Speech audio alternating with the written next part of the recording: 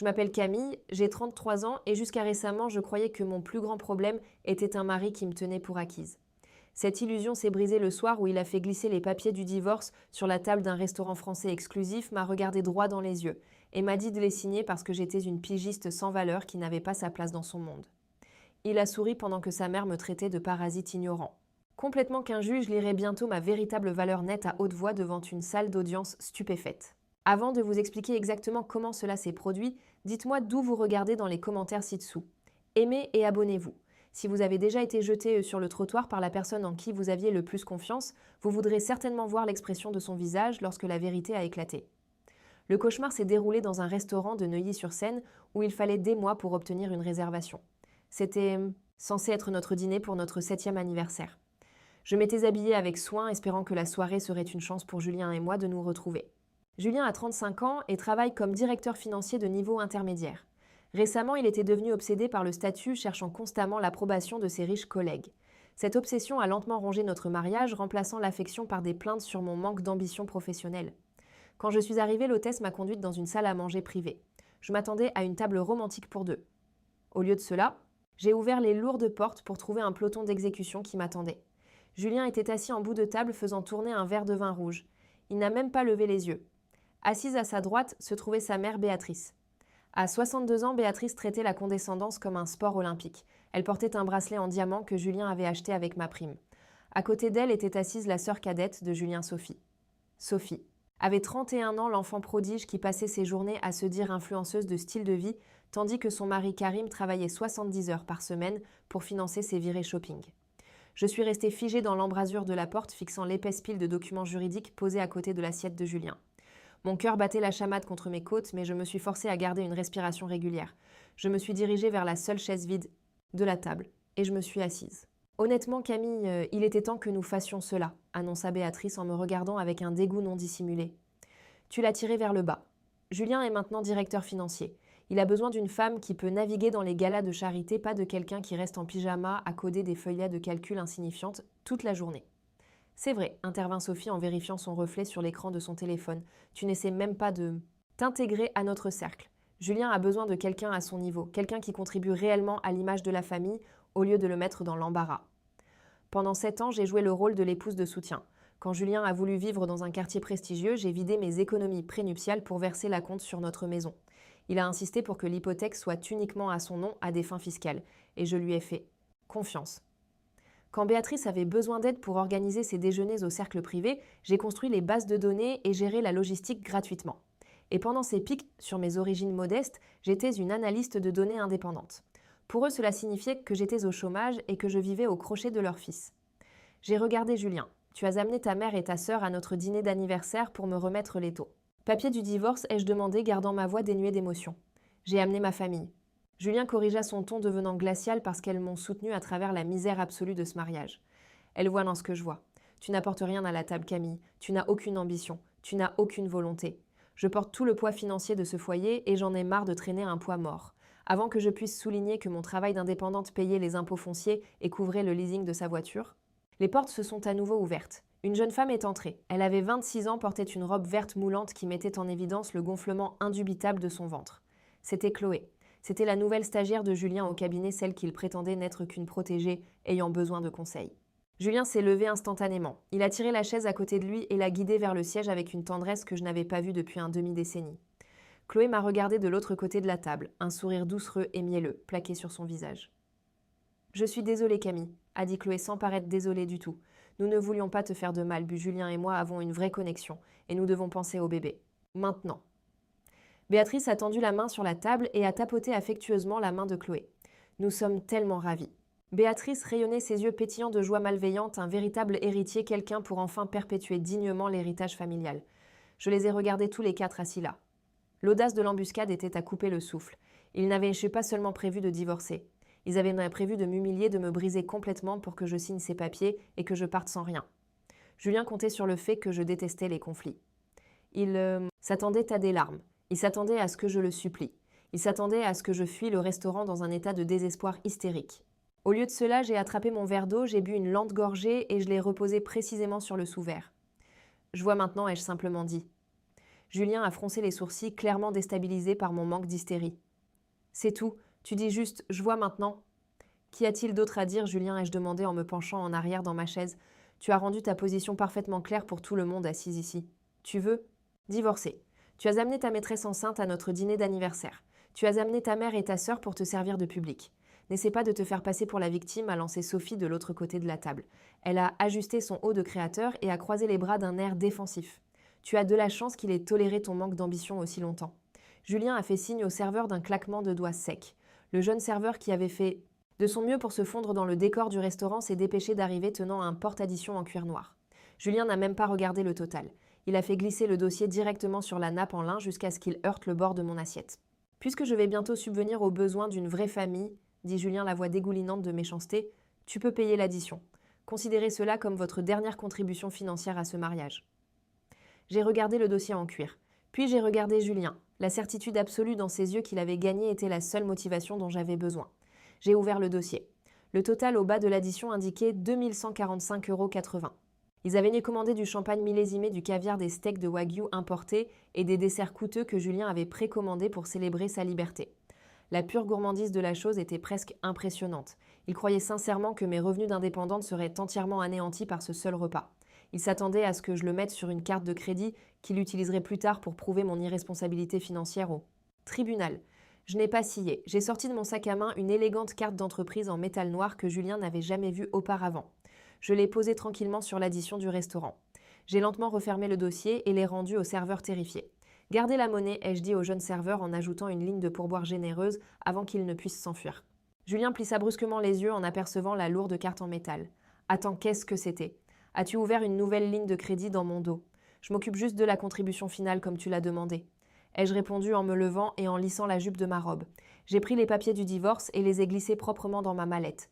Mon avocat examinera ces documents demain matin. « Tu n'as pas besoin d'avocat, Camille. » ricana Julien en retrouvant sa posture arrogante. « Les conditions sont plus que généreuses. Je te laisse prendre tes affaires personnelles. Je ne te demande même pas de me rembourser les années que j'ai passées à financer ton style de vie. » Béatrice leva les yeux au ciel et croisa fermement les bras. Si elle engage un avocat, elle finira par se noyer dans les dettes. Dis-le lui, Julien. Dis-lui qu'elle doit signer l'accord ce soir. Mon avocat l'examinera. Ai-je répété, ma voix complètement dépouillée de la chaleur que j'avais offerte à cette famille pendant près d'une décennie.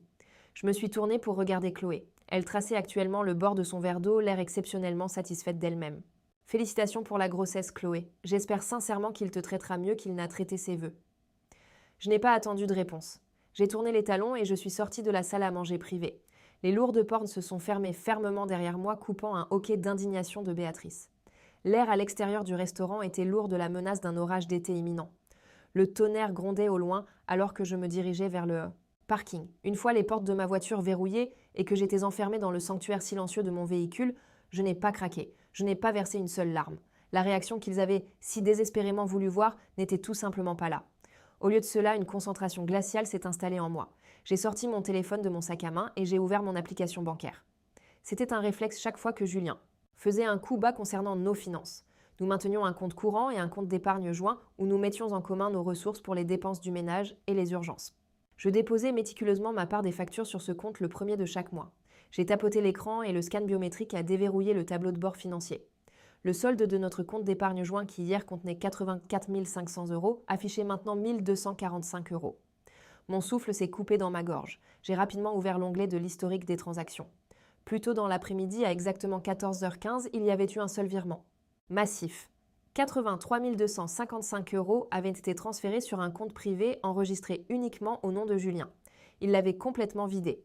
Chaque centime de notre fonds d'urgence, l'argent que j'avais contribué pour un nouveau toit, pour d'éventuelles urgences médicales, pour la vie que nous étions censés construire ensemble, avait disparu.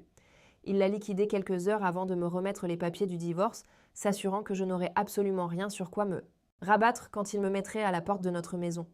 Un sourire froid a effleuré mes lèvres alors que son plan s'imposait à moi. Il pensait vraiment avoir orchestré le meurtre parfait de notre mariage. Il pensait que j'étais une femme au foyer sans défense et financièrement dépendante qui serait écrasée sous le poids de sa cruauté calculée. Il a supposé que le manque soudain de fonds me forcerait à une soumission immédiate. J'ai mis la voiture en marche et j'ai quitté le parking du restaurant. L'orage a éclaté à mi-chemin de mon trajet, projetant de fortes pluies contre le pare-brise en nappes violentes. Le son rythmé des essuie-glaces correspondait aux calculs rapides qui se formaient dans mon esprit. Julien pensait avoir acculé une souris sans défense. Il s'attendait à ce que je panique, que je l'appelle en pleurant et en le suppliant désespérément d'accéder à mon argent volé. Il se trompait tellement complètement et totalement. Au moment où je suis arrivée dans l'allée de notre maison de Neuilly-sur-Seine, le quartier était sombre à l'exception de la lueur ambiante des lampadaires se reflétant sur l'asphalte humide. La pluie s'était intensifiée battant contre le toit de ma voiture comme une manifestation physique du chaos que Julien avait tenté de déchaîner dans ma vie. J'ai traversé en courant la forte averse atteignant le porche couvert. J'ai sorti mon trousseau de clés et j'ai glissé ma clé dans la lourde serrure en laiton. Elle ne tournait pas. J'ai retiré la clé, j'ai essuyé l'eau de pluie de mes cils et j'ai réessayé. Elle est entrée parfaitement, mais le mécanisme interne était complètement rigide. Je me suis penchée plus près, plissant les yeux à travers l'obscurité et la pluie battante. Le cylindre de la serrure entier était neuf. C'était une garniture en laiton brillante et impeccable qui n'était certainement pas là quand je suis partie pour le restaurant il y a à peine 3 heures. J'ai appuyé sur le code du clavier de la porte de garage. Le panneau était resté sombre, complètement désactivé. Il avait pensé à tout. Mais en regardant par la petite fenêtre de la porte latérale striée de pluie, j'ai vu exactement ce qu'il avait fait de ma vie. Des dizaines de sacs poubelles noirs et résistants étaient empilés pêle-mêle au centre du sol. En béton. À travers le plastique semi-transparent d'un sac, je pouvais clairement voir le tissu rouge vif de mon manteau d'hiver préféré. À côté se trouvait une grande boîte en carton scotchée à la hâte avec les mots « Bazar de Camille » griffonnés sur le côté en gros marqueur noir. Je n'ai rien fait de tout cela. J'ai mis la main dans la poche de mon manteau, j'ai sorti mon téléphone et j'ai appelé le commissariat de police local. « Bonjour, j'ai besoin qu'un officier soit dépêché à ma résidence, ai-je dit en gardant ma voix stable et autoritaire, perçant clairement le fort grondement du tonnerre. Mon mari m'a illégalement enfermé hors de notre résidence principale sans une ordonnance du tribunal ou un préavis d'expulsion formel. Oui, ma pièce d'identité correspond parfaitement à l'adresse. Pendant que j'attendais l'arrivée de la voiture de police, je me suis tenue sous le maigre abri de l'avancée du garage. Mon esprit n'était pas concentré sur les sacs poubelles ou le compte d'épargne vidé ou le sourire écœurant sur le visage de Béatrice. Mon rat. Esprit calculait les délais et les responsabilités légales. Julien pensait avoir acculé une souris sans défense. Il n'avait absolument aucune idée qu'il venait d'entrer dans la cage d'un lion.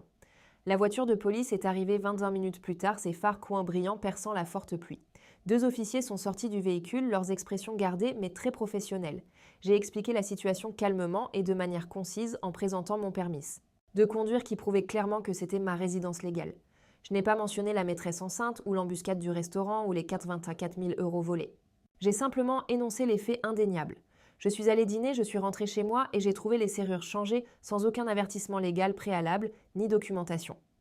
Madame, comme votre nom n'est pas actuellement inscrit sur l'acte de propriété, cela peut devenir légèrement compliqué, a expliqué l'officier plus âgé, la pluie dégoulinant du bord de sa casquette. Mais il ne peut pas légalement procéder à une expulsion de fait comme celle-ci. Vous avez clairement établi votre résidence ici et vous enfermer dehors est une violation directe de la loi. Il leur a fallu exactement 10 minutes de coups violents sur la porte d'entrée derrière laquelle Julien n'était manifestement pas probablement encore en train de célébrer sa grande victoire en ville avant qu'il n'autorise un serrurier d'urgence à me faire entrer. Au moment où je suis finalement entrée dans le hall sec et silencieux de la maison, il était presque minuit. Les officiers ont effectué une rapide inspection des lieux, ont confirmé que la maison était complètement vide et m'ont vivement conseillé de contacter un avocat spécialisé en droit de la famille dès le lendemain matin avant de me laisser au silence. Je n'ai pas allumé les lumières principales. J'ai traversé silencieusement l'obscurité du salon passant devant le canapé en cuir italien coûteux que Julien avait insisté pour que nous achetions pour impressionner ses collègues. Je me suis dirigée directement vers mon bureau à domicile au fond du couloir. Mes 2 moniteurs étaient exactement là où je les avais laissés. Julien ne s'était pas donné la peine de ranger mon espace de travail, supposant probablement que mon matériel informatique n'avait pratiquement aucune valeur. Pour lui, mon travail consistait simplement à coder des feuilles de calcul insignifiantes. Il ne comprenait pas la technologie et il ne comprenait certainement pas l'architecture des données. C'était un financier qui ne regardait que les bilans et les marges bénéficiaires. Si un projet n'impliquait pas une prime d'entreprise immédiate, il le jugeait totalement sans pertinence. Je me suis assise dans mon fauteuil ergonomique, j'ai démarré ma station de travail principale et je me suis connectée en toute sécurité à mon réseau virtuel privé. Le léger bourdonnement du processeur m'a semblé incroyablement rassurant. Alors que les écrans haute résolution prenaient un TV, mon client de messagerie a émis une notification urgente. Ce n'était pas un message triomphant de Julien, c'était une alerte automatisée de la banque concernant la propriété, comme mon nom était toujours inscrit comme contact secondaire sur la police d'assurance. Habitation, le système de surveillance automatisé de la banque, avait signalé un changement massif dans le statut financier de la propriété. J'ai ouvert l'email d'une main ferme. Mes yeux ont parcouru le texte formel et mon souffle s'est brusquement coupé dans ma gorge alors qu'une nouvelle couche de sa trahison se révélait. Avis d'approbation totale et absolue pour une ligne de crédit sur valeur domiciliaire. Je me suis rapidement connectée directement au portail hypothécaire sécurisé en utilisant les identifiants administratifs que je gérais pour nos factures domestiques. L'écran sécurisé s'est chargé et la réalité du plan directeur de Julien s'est étalée en chiffres clairs et indéniables. Julien n'avait pas seulement vidé nos économies d'urgence. Il y a 2 semaines, il avait finalisé un prêt massif contre la valeur nette de la même maison pour laquelle j'avais versé 150 000 € d'acompte il y a 7 ans. Comme le con. Marché immobilier avait explosé, la valeur de la propriété avait presque doublé. Julien avait discrètement mobilisé cette valeur nette accumulée, retirant la somme stupéfiante de 200 000 € en espèces dans mon dos. L'ampleur de son abus financier s'aggravait de minute en minute.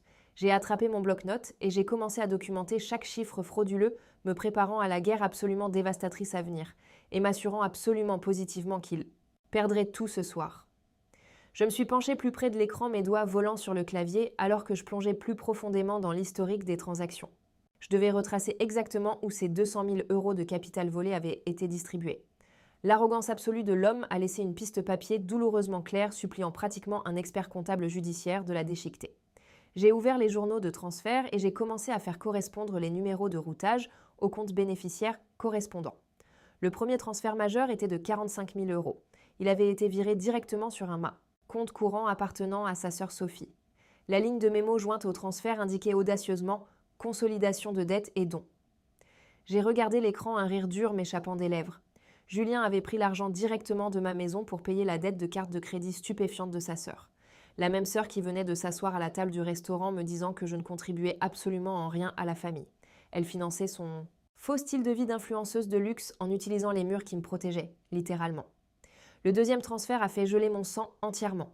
65 000 € avaient été virés à un concessionnaire de voitures de luxe haut de gamme situé au centre de Versailles.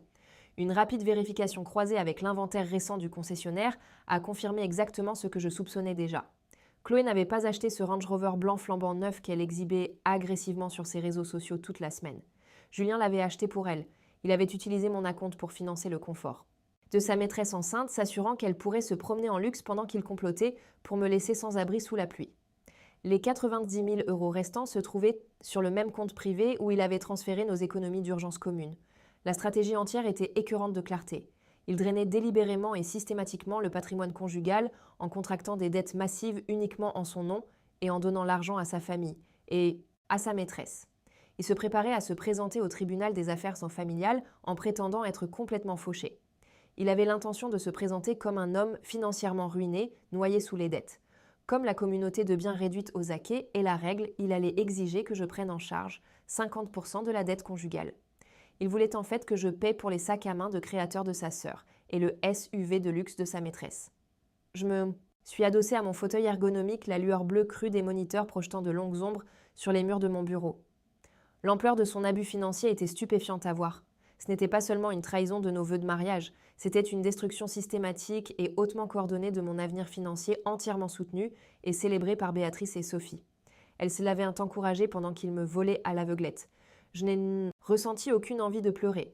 Le temps des larmes était passé il y a des heures dans cette salle à manger privée. Maintenant, il n'y avait plus que la vengeance froide et calculée. J'ai inséré une clé USB cryptée dans mon ordinateur et j'ai commencé à télécharger chaque document. J'ai généré des copies PDF de l'approbation de la ligne de crédit sur valeur domiciliaire, des confirmations de virement de l'épuisement du compte joint et des horodatages correspondants. J'ai pris des captures d'écran haute résolution de tout en m'assurant qu'il y avait une piste papier numérique indéniable que même l'avocat de la défense le plus cher ne pourrait jamais contester. Julien pensait pouvoir me déjouer parce qu'il occupait un poste prestigieux dans une société financière. Mais il avait oublié un détail crucial. J'étais une analyste de données senior.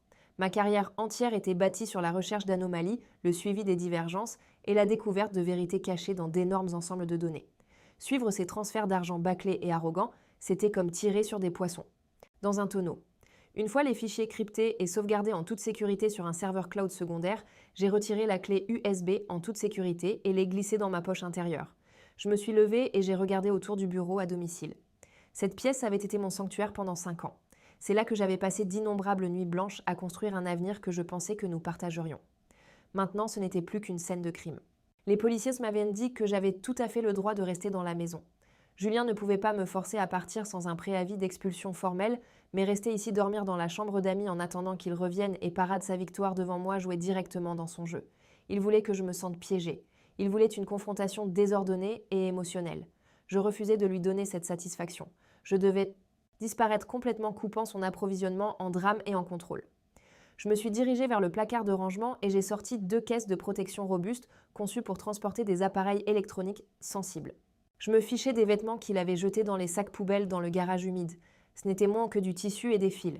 Je me souciais de mes serveurs. J'ai soigneusement démonté ma station de travail principale, emballant les disques durs, les baies de sauvegarde et le matériel propriétaire que j'utilisais pour mon travail. Je les ai emballés avec un soin méticuleux en m'assurant que le travail de ma vie était entièrement sécurisé. J'ai chargé les lourdes caisses sur un diable et je les ai roulées jusqu'à la porte d'entrée, les poussant à travers la pluie battante et les hissant dans le coffre de ma voiture. J'ai fait un dernier tour de la maison attrapant mon passeport, mon acte de naissance et un petit sac de produits de toilette essentiels. J'ai laissé le canapé en cuir italien coûteux. J'ai laissé le service de table en cristal que Béatrice nous avait forcé à acheter. J'ai laissé les photos de mariage encadré accrochées au mur du couloir. Je suis restée dans le hall une dernière fois écoutant la forte pluie tambouriner contre le toit. Demain, Julien reviendrait ici en s'attendant à trouver une femme brisée et en pleurs suppliant pour ravoir sa vie. Au lieu de cela, il trouverait un bureau vide et un silence profond et terrifiant. J'ai verrouillé la porte d'entrée derrière moi, sachant que je ne remettrai plus jamais les pieds dans cette propriété. Je suis montée dans ma voiture, le chauffage réchauffant lentement mes vêtements humides, alors que l'orage faisait rage à l'extérieur. J'ai sorti mon téléphone et j'ai navigué vers un portail web fortement crypté dont Julien ne connaissait même pas l'existence. J'ai entré mon code complexe d'authentification à 2 facteurs, j'ai passé l'invite de sécurité biométrique secondaire et je me suis connectée directement au tableau de bord de l'entreprise. Je devais vérifier mes actifs cachés avant de faire mon prochain pas. Il était temps de regarder l'arme ultime qui allait réduire tout son monde en cendres. L'écran a illuminé l'intérieur sombre de ma voiture, projetant une lumière blanche et nette sur mon visage. J'ai regardé le solde du compte de holding affiché sur le tableau de bord de l'entreprise Luminar Data Solutions, SARL. Les chiffres me regardaient fixement d'une perfection nette et indéniable. 45 250 000 € et 0 centimes. Oh là! Cours des 5 dernières années, alors que Julien pensait que je faisais du travail d'indépendante de bas niveau en pyjama, j'avais construit une plateforme logicielle d'analyse prédictive conçue exclusivement pour la logistique de la chaîne d'approvisionnement mondiale. J'ai discrètement enregistré la société à responsabilité limitée au Luxembourg pour garantir l'anonymat de l'entreprise. J'ai travaillé 80 heures par semaine en utilisant des ensembles de données factices et en effectuant d'innombrables tests bêta jusqu'à ce que l'algorithme propriétaire soit parfait. Julien ne s'est jamais donné la peine de poser des questions sur mon travail. Quand je lui disais que j'étais occupée, il se moquait de moi en disant que je jouais à la start-up. Quand je passais des week-ends à coder des structures de données complexes, il se plaignait agressivement que je ne me préparais pas adéquatement pour les brunchs. Prétentieux du dimanche de sa mère. Il n'a jamais su que Luminar Data Solutions avait attiré l'attention d'un grand conglomérat technologique de Sophia Antipolis. Il n'a jamais su les négociations intenses, les audits de due diligence exténuants ou la guerre d'enchères massive qui a éclaté autour de mon logiciel propriétaire. Et il ne savait certainement pas qu'il y a exactement 3 mois l'acquisition avait été finalisée et les fonds entièrement versés. J'avais vendu mes feuilles de calcul insignifiantes pour 45 millions d'euros. Les fonds étaient garés en toute sécurité sur un compte de holding d'entreprise sécurisé attendant que je les alloue. Je ne l'avais pas encore dit à Julien parce que je sentais depuis très longtemps que les fondations de notre mariage se fissuraient. Je voulais sécuriser le cadre juridique de l'énorme paiement avant d'introduire ce genre de richesse générationnelle dans notre dynamique de plus en plus toxique. Je voulais me protéger. Maintenant, en regardant sa tentative pathétique de me noyer dans 200 000 € de dettes frauduleuses sur la valeur nette de la maison, j'ai réalisé que ma prudence était la meilleure décision financière de toute ma vie. J'ai pris mon téléphone et j'ai fait défiler le contact de l'avocat de la famille que nous utilisions pour rédiger nos testaments de base. J'ai fait défiler jusqu'à un contact enregistré simplement comme Maître Dubois. Affaire, Maître Dubois. N'était pas seulement un avocat, c'était un requin. C'était un avocat d'affaires de haut vol basé à Paris qui avait orchestré toute l'acquisition de Luminar et qui était spécialisé spécifiquement dans la protection d'actifs complexes. J'ai vérifié l'horloge numérique de mon tableau de bord. Il était 1h15 du matin. J'ai quand même appuyé sur composeur. Maître Dubois a répondu à la 2e sonnerie, sa voix étonnamment alerte et vive. « Camille, à quoi dois-je le plaisir à cette main ? Heure 6, c'est Maître Dubois, ai-je dit en gardant ma voix parfaitement stable tout en regardant les 45 millions d'euros sur mon écran. Mon mari vient de me signifier les papiers du divorce. Il a vidé nos comptes d'épargne joints, m'a illégalement enfermé hors de la maison et a maximisé une ligne de crédit sur la valeur nette de la maison pour acheter un SUV de luxe à sa maîtresse enceinte. » Il y eut un bref silence sur la ligne. Je pouvais entendre le faible bruit d'un clavier qui cliquetait rapidement alors que Maître Dubois passait instantanément en mode travail. « Êtes-vous en sécurité en ce moment ? » « Je suis dans ma voiture, ai-je répondu. J'ai demandé à la police locale de me laisser entrer pour récupérer mes serveurs, puis je suis parti. il n'est pas là. Bien. Ne touchez à rien d'autre de lui. N'engagez aucune communication s'il revient, ordonna maître Dubois avec une autorité absolue. Je suppose qu'il ne sait toujours rien de Luminard ou de l'acquisition. Il croit fermement que je suis une pigiste fauchée qui devra lui mendier de l'argent pour les courses demain, ai-je répondu, un sourire sombre se formant enfin sur mon visage. Parfait, dit maître Dubois. Et je pouvais pratiquement entendre le sourire prédateur dans sa voix au téléphone. Il va essayer de vous enterrer sous les dettes conjugales pour forcer un règlement rapide et très défavorable. Nous allons le laisser creuser ce trou aussi profond que possible. Emballez ce dont vous avez besoin pour les prochaines semaines et quittez la région ce soir. Demain matin, nous commençons à refermer le filet. Je veux qu'il perde tout, maître Dubois. Je veux que lui, sa mère et sa sœur subissent les conséquences maximales absolues. Camille, répondit doucement maître Dubois, quand nous aurons fini, il ne pourra même plus se payer l'essence pour la nouvelle voiture de sa maîtresse. Après avoir accroché, j'ai mis la voiture en marche et je me suis éloignée du trottoir. J'ai conduit directement vers l'autoroute en direction du sud vers Paris. La pluie battante a commencé à se calmer alors que je traversais la région remplacée par la lueur artificielle vive des lumières de l'autoroute. À 3 heures du matin, je me suis enregistrée dans une location d'entreprise discrète et haut de gamme à court terme à Paris. La suite donnée sur la ligne d'horizon de la ville, payée par une fraction microscopique du compte de holding de Luminard. Pour le monde extérieur et plus important encore pour Julien, je dormais sur le canapé d'amis sympathiques. J'ai déballé mes serveurs et j'ai immédiatement installé mon nouveau centre de commandement sur la table à manger en verre. Mon téléphone a commencé à vibrer à plusieurs reprises vers 7 heures du matin. Le premier message était de Béatrice. J'espère que tu apprécies le retour à la réalité ce matin. Tu devrais appeler Ra. Julien et le supplier pour une modeste pension avant qu'il ne te coupe complètement les vivres. Ensuite, une notification de Sophie est arrivée. Elle venait de publier une vidéo passive-agressive sur les réseaux sociaux sur le fait de couper les ponts avec les personnes à la mentalité de pauvres et toxiques, exhibant fièrement un sac à main de créateur flambant neuf. Sans aucun doute payé par la valeur nette de ma maison. L'audace était stupéfiante. Puis, un message de Julien est arrivé. La police m'a appelé. Très dramatique, Camille. Tu peux venir chercher le reste de tes camelotes dans le garage ce week-end. Demande à ton avocat d'appeler Maître Legrand. Nous proposons un accord à l'amiable pour te sauver de la faillite. Je n'ai répondu à aucun message. J'ai posé mon téléphone face contre le bureau et je me suis versé une tasse de café noir. Maître Dubois est arrivé à ma suite de location exactement à 9 heures, flanqué de 2 collaborateurs juniors transportant d'épaisses mallettes en cuir. Nous avons passé toute la matinée à examiner les manœuvres financières de Julien. L'équipe d'experts comptables judiciaires de Maître Dubois a travaillé méticuleusement, traçant chaque euro que Julien avait illégalement transféré hors du patrimoine conjugal. Nous avions besoin d'une perfection absolue avant d'entrer dans la salle de médiation. Julien voulait une guerre pour des mois. Sentime totalement aveugle aux millions qui planaient, juste au-dessus de sa tête. Il pensait jouer aux échecs, mais il ne réalisait même pas que je possédais tout l'échiquier. La première séance de médiation a eu lieu exactement 3 semaines plus tard, dans la salle de conférence stérile aux parois de verre d'un cabinet d'arbitrage neutre au centre de Paris. Je me suis assise tranquillement à côté de Maître Dubois, regardant la ligne d'horizon grise de la ville à travers les fenêtres allant du sol au plafond. Maître Dubois avait l'air impeccable, dans un costume anthracite foncé, examinant nos dossiers méticuleusement organisés avec le détachement calme d'un homme tenant une main de carte imbattable. La lourde porte en chêne s'est ouverte et Julien est entré dans la pièce. Il avait l'air incroyablement suffisant, portant un costume bleu marine sur mesure et une montre de luxe flambant neuve qui scintillait de manière odieuse sous les lumières fluorescentes vives. C'était clairement un autre achat financé par la valeur nette de ma maison volée. Juste derrière lui se trouvait son avocat Maître Legrand, un homme qui avait bâti toute sa carrière en intimidant des conjoints soumis. Julien ne s'est pas donné la peine de me regarder en prenant place de l'autre côté de la table en acajou poli. Il a parfaitement joué le rôle du cadre d'entreprise intouchable. Il a ajusté sa cravate en soie, s'est adossé à son fauteuil en cuir et a poussé un lourd soupir, agissant comme si ma seule présence était un inconvénient épuisant pour son emploi du temps chargé. Faisons ça vite, a commencé Maître Legrand en claquant un épais dossier manie sur la table sans offrir aucune politesse professionnelle. Mon client est prêt à proposer une dissolution très nette et simple de ce mariage. Nous proposons 0 pension alimentaire et 0 prestation compensatoire pour votre cliente. Vous gardez vos effets personnels que je comprends que vous avez déjà abandonnés dans le garage et mon client conserve la propriété exclusive de la résidence principale. Maître Dubois a joint les doigts, regardant Maître Legrand avec une expression d'amusement poli et léger. Et les biens matrimoniaux, le compte d'épargne commun. En tant que seul soutien de famille, mon client a utilisé ses fonds spécifiques pour gérer les dettes et obligations matrimoniales avant le dépôt de la demande, a déclaré Maître Legrand doucement, sans manquer un seul battement. De plus, mon client a récemment subi des pertes financières importantes sur le marché.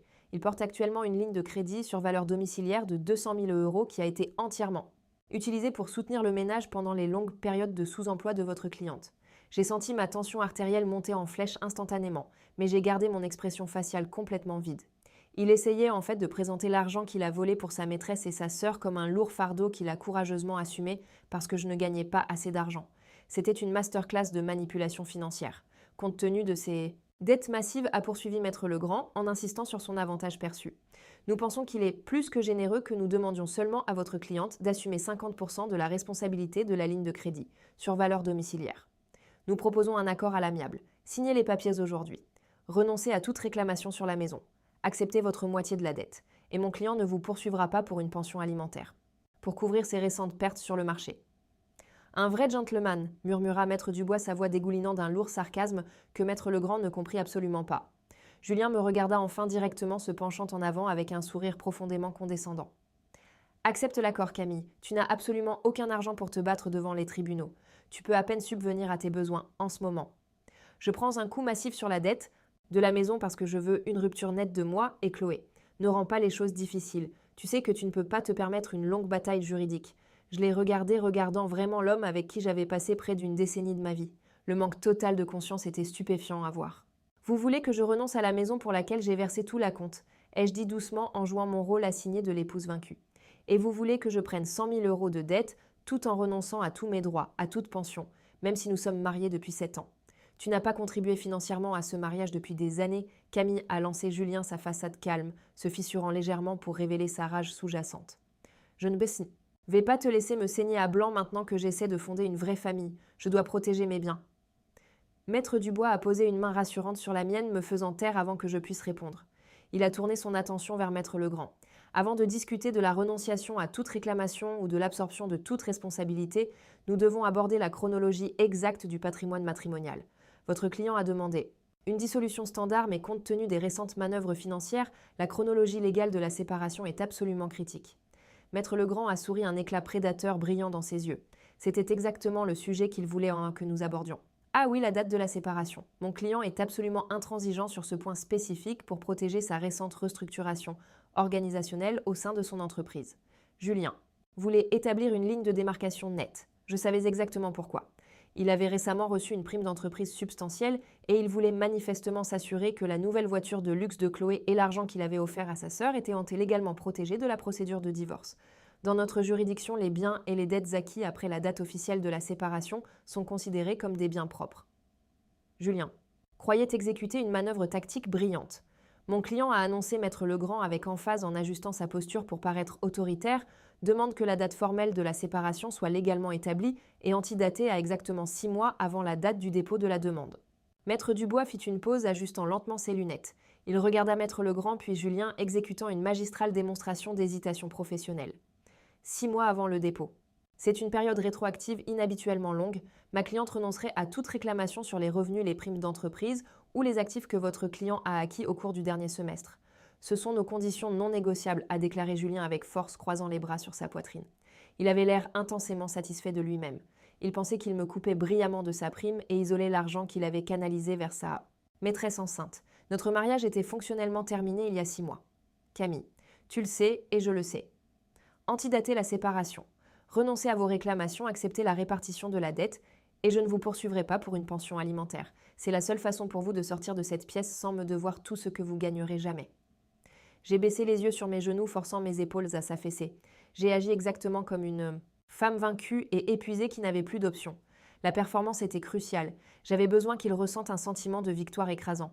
J'avais besoin qu'il croie que ses tactiques d'intimidation agressive fonctionnaient parfaitement.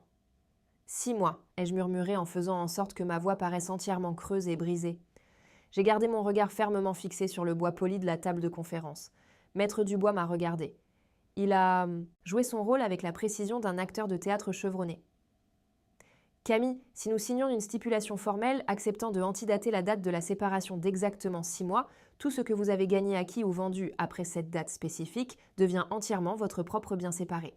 Mais le même principe juridique s'applique à lui. Vous ne pouvez pas réclamer ses récentes primes d'entreprise. Vous ne pouvez toucher aucun actif qu'il a obtenu au cours du dernier semestre. Êtes-vous absolument certaine de vouloir céder sur ce point ? Je veux juste que tout soit terminé, ai-je dit doucement. Julien a éclaté d'un rire court et victorieux. Il s'est adossé à son fauteuil en cuir et a croisé les bras avec une immense satisfaction. Enfin, elle utilise son cerveau. Écoute ton avocat Camille. Tu prends tes vêtements, tu signes la date de séparation et je sors d'ici sans te demander de payer pour mes récents investissements. C'est une victoire pour tout le monde. Maître Legrand a sorti avec empressement une stipulation juridique préparée voulant verrouiller la chronologie. Il a fait glisser le document blanc et impeccable sur la table, établissant de manière contraignante la date de la séparation comme étant exactement 6 mois avant le dépôt de la demande de divorce. Maître Dubois a examiné le document avec une lenteur angoissante. Il a tapoté sa coûteuse plume en argent contre la marge. Il a soupiré lourdement, créant l'illusion parfaite de la défaite. Puis il a lentement fait glisser le papier vers moi. J'ai pris le stylo. Laissant ma main trembler, j'ai signé mon nom sur la ligne pointillée. Maître Dubois a contresigné en tant que mon conseiller juridique. Maître Legrand a arraché le document, le signant avec un grand paraphe, suivi rapidement par Julien ajoutant sa signature déchiquetée. Le piège était officiellement tendu. Maître Legrand a rangé la stipulation signée en toute sécurité dans sa mallette. Il a souri à Julien en silence, se félicitant d'une victoire rapide et incroyablement bon marché. Ils pensaient tous les deux qu'ils venaient de sécuriser un pare-feu juridique sans faille autour de l'argent caché de Julien et des achats de luxe qu'il a fait pour sa maîtresse enceinte. Maître Dubois s'est adossé à sa chaise. Il a lentement ajusté ses poignets, sa posture changeant complètement. L'hésitation calculée a disparu, la fausse réticence s'est évaporée dans les airs. « Eh bien, Maître Legrand, a dit Maître Dubois, son ton passant soudainement de défaitiste à absolument glacial. Puisque nous avons fermement et irrévocablement établi la date légale de la séparation, à il y a exactement 6 mois, je suppose que nous sommes entièrement prêts à procéder à la découverte financière formelle. Nous exigerons une comptabilité judiciaire complète du retrait massif de la valeur nette de la maison de votre client. » Maître Legrand a agité une main dédaigneuse, l'air profondément agacé par le changement soudain d'atmosphère. « Nous avons déjà proposé d'absorber la dette de la valeur nette de la maison si elle renonce à sa créance sur la maison. Le processus de découverte financière est entièrement inutile. Mon client prend la perte. Oh, c'est très nécessaire. » Maître Dubois sourit. C'était une expression terrifiante qui fit enfin vaciller le sourire confiant de Julien, car ma cliente ne renoncera pas à sa créance sur la maison conjugale. Nous porterons toute cette affaire devant les tribunaux. Julien frappa ses mains à plat sur la table en acajou. Le bruit sec résonna dans la pièce vitrée. « De quoi parlez-vous ? Vous venez de signer la date de séparation. Vous n'avez absolument aucun argent pour me combattre devant les tribunaux, Camille. Vous ne pouvez pas vous permettre un avocat comme lui pour une longue bataille juridique. » Je levai les yeux. Je rencontrai le regard furieux de Julien de front. La comédie était officiellement terminée.